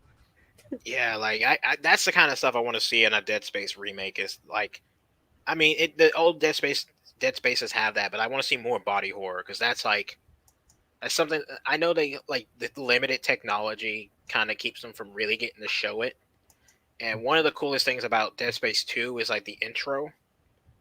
I don't know if you guys remember that, where the guy wakes you up and he gets ambushed by a necromorph, and it Oh turns Oh yeah, yeah, for the second one, that was yeah, freaky as hell. yeah. I did not right. expect that. It transforms right in your face.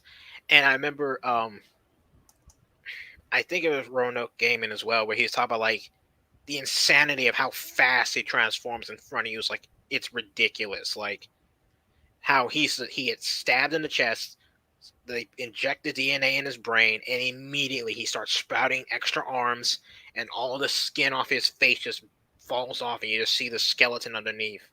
And it's like, Jesus Christ, that is terrifying. He's like, that had to be the most painful way anyone could have died. Yeah, And he wasn't fully dead when he was changing too, so he was he still felt kind of every somewhat moment. in there.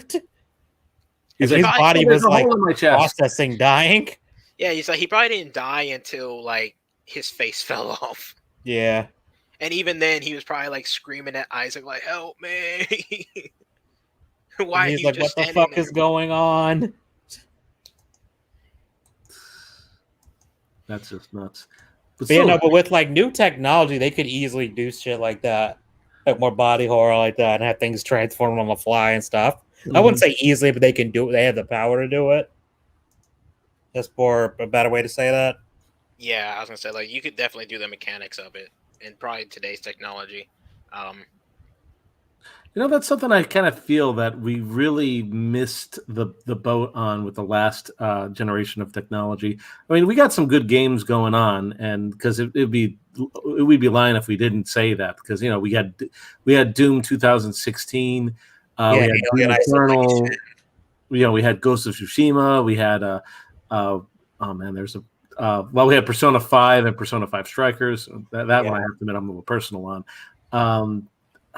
Code Vein, that's what it was. And of course, the Nior series, which was really cool. But sometimes I don't feel that we try to get as innovative as we did during the 360 and the what do you call it? The PlayStation 3 era. Because I mean, it really felt that we were trying to be really innovative with what we could do with games, with storytelling, and lots of other things. And then when we got into the PlayStation 4 and Xbox One era, the term that I keep thinking is relatively safe. Yeah. Because I remember I had this thought a while back, and it's like when you're a creator and you're given limitations, that's and I'm not trying to say this is a mark for every creator, but that is when you get to see someone's creativity really come through. Is when it's like they have ideas, but they don't have the proper tools to execute those ideas, so they have to find workarounds. And that's how you get like stuff like for example, like Star Wars, like the original Star Wars, New Hope, Episode 4, whatever you want to call it, with like the special effects in that film, which were groundbreaking at the time and still pretty much are to this day. Like they still carry some of those practices to the modern day.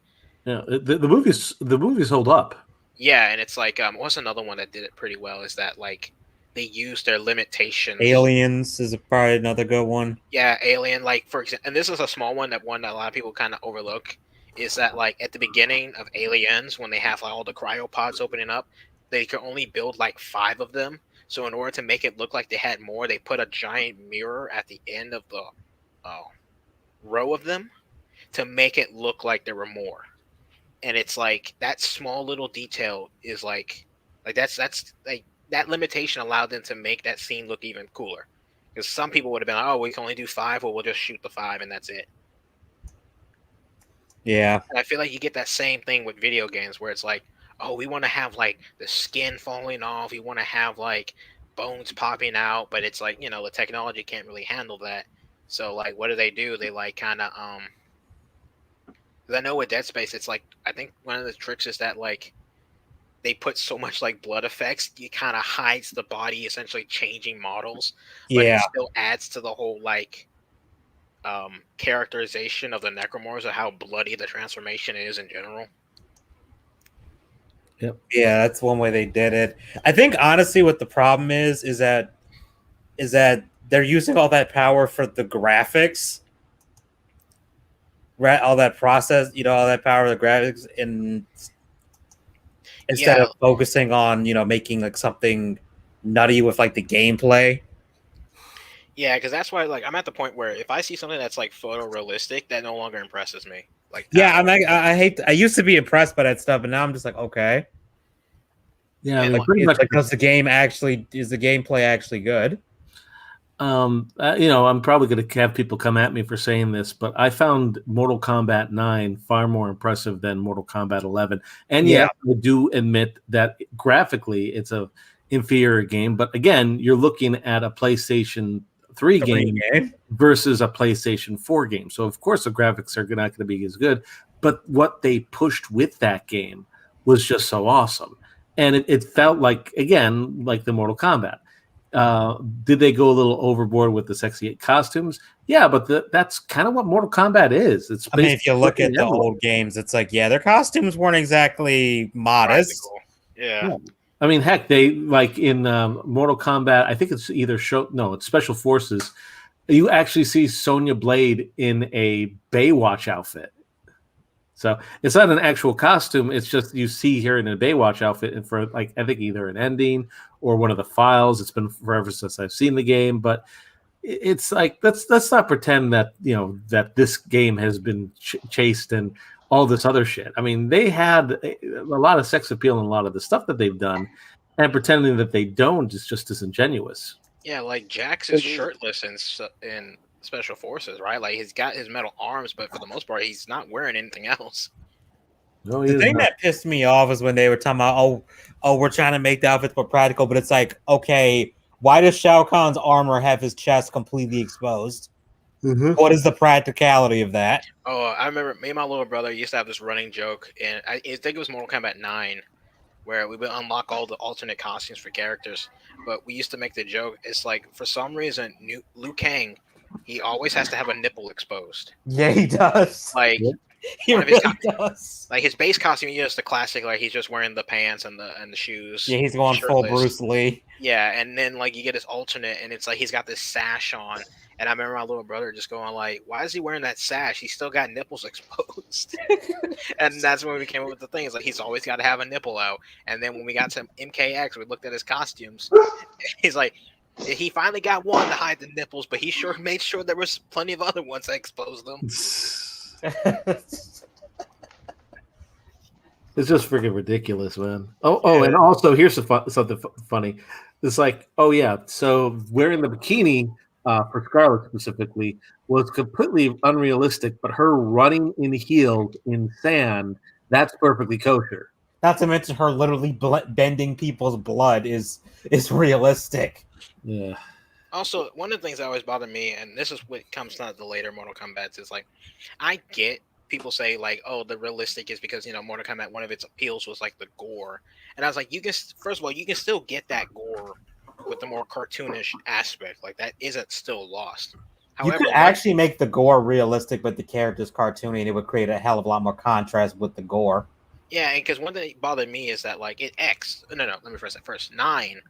You got the more cartoonish, stylized graphics, but when they did the X-ray moves and you saw the bones break, it's like, oh man, that's someone wouldn't survive that. But I feel like you kind of overlook it because like they're not really looking like exactly like humans. But then when you get to X, and you essentially have pretty semi-photorealistic looking characters. You have a realistic person getting stabbed in the brain, and then there's no cut, and your brain kind of automatically goes like, well, that's not how that would work. And I think because it's more realistic graphically, it's like it kind of stands out more. And just to kind of tie it back to Dead Space is that like again, as we said earlier, I like the stylized graphics because it kind of despite the fact that some of these wounds clearly are not how this would work, like when Isaac steps on somebody and their entire leg just falls off, that's not how that would work. But yeah, I don't think the suit was that heavy. Helps it. Yeah. the stylization kind of helps with that suspension of disbelief. Yep. I imagine I had to be stomping on someone's arm for quite a while for it to actually sever. Oh yeah, like the amount of force it takes to break a bone, it's like, especially if you're not applying leverage. Like, it's one thing if it's like you got it bent away and then you're stomping on the joint or something. Yeah, it's so like you could break it, but but even then, it'd probably take you a while to completely like sever it. The yeah, arm. like a good example I can think of is like I know it's not entirely realistic because it is still a film, but 127 hours when like his arm breaks and when he's stuck in the rock. Oh, spoiler alert for 127 hours. I think you're fine. When his arm breaks, like clearly his arm's like dead. He doesn't really feel the bone break, like you can tell by the way it broke and his reaction to it. Ugh. But at the same time, it's like his arm was still technically intact.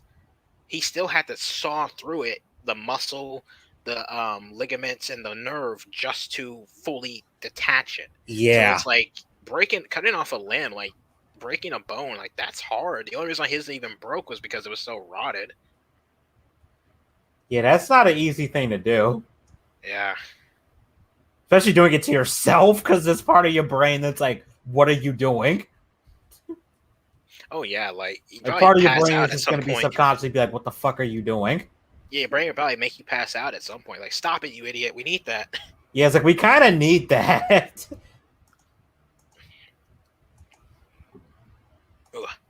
All right.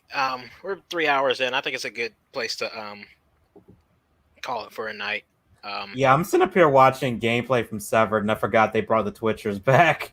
Oh yeah. Oh god, they were terrifying in that one, especially like the design where they still had the body armor. Yeah. And they had like the flashlight attached to them, so it made their jitteriness even look even crazier. Yeah. Yeah, they did a good job with that, and then it's a shame that it's limited to a fucking DLC that you can't even get on PC for some reason. I think that's one of the reasons why I bought Dead Space on console, because like some of the, especially like I know Dead Space 1, it has the aiming mouse issue, which you have to download a mod for it, which they've never fixed. You actually don't necessarily need to download a mod, but because there is a way to kind of fix some of the issues with the game, but it does still have some issues with the mouse. Right. And I remember like this is probably the one time where like the console port is technically better just because of that. Like just in case you don't want to have to go to that kind of hassle just to play the game you've already bought. Yeah. All right. I'm gonna go ahead and call it here. I want to thank everybody for coming on, everybody who watched, and especially who stuck around long enough for the jankiness to work itself out. Yeah, that was pretty jank.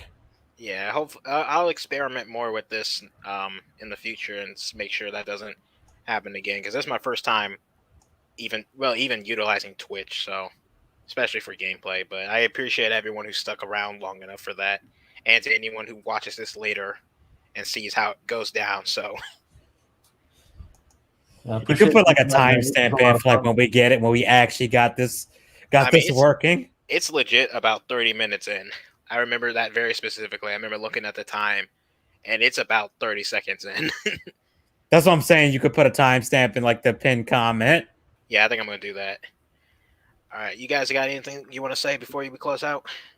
This was a lot of fun. This is definitely different than our normal stream, but that's not necessarily a bad thing. It's actually pretty awesome because, again, we got to talk about a really cool game series. Yeah. I mean, I would say I could talk about Dead Space for hours, but I've literally done that in video form and now in a stream. Oh yeah, I could have done that too. If that gameplay had worked properly from the get go, we probably had been on here for much longer talking about Dead Space, because I love that series, and I could probably go on and on about the lore and the background stories and all that stuff. Yeah, because it's a really cool series, and it's a shame that it ended the way it did.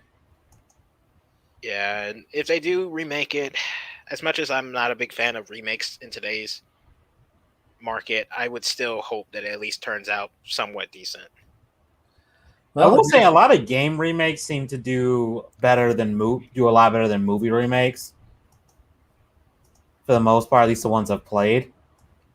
That is true. I will say that is kind of like a generalization, at least from what I've seen. There are some things they do mess up though, like they might change, like some things like I can't really fault them for, like because of just different technology. Like something might not look the same, like the lighting for an area. They might have made it. They might have tried to go for the same look, but because of the way lighting technology's changed, it doesn't have the same effect as the original, or it's not as pronounced because when you go on for better lighting, things don't stick out as much. Maybe. Yeah, I'm probably not explaining that properly. It's all good. All right, guys, I'm gonna go ahead and cut it here. You guys have a good night and take care. Yeah, Yeah, you you too, too. man. Thanks again. Yeah, thanks for having us on. This was fun.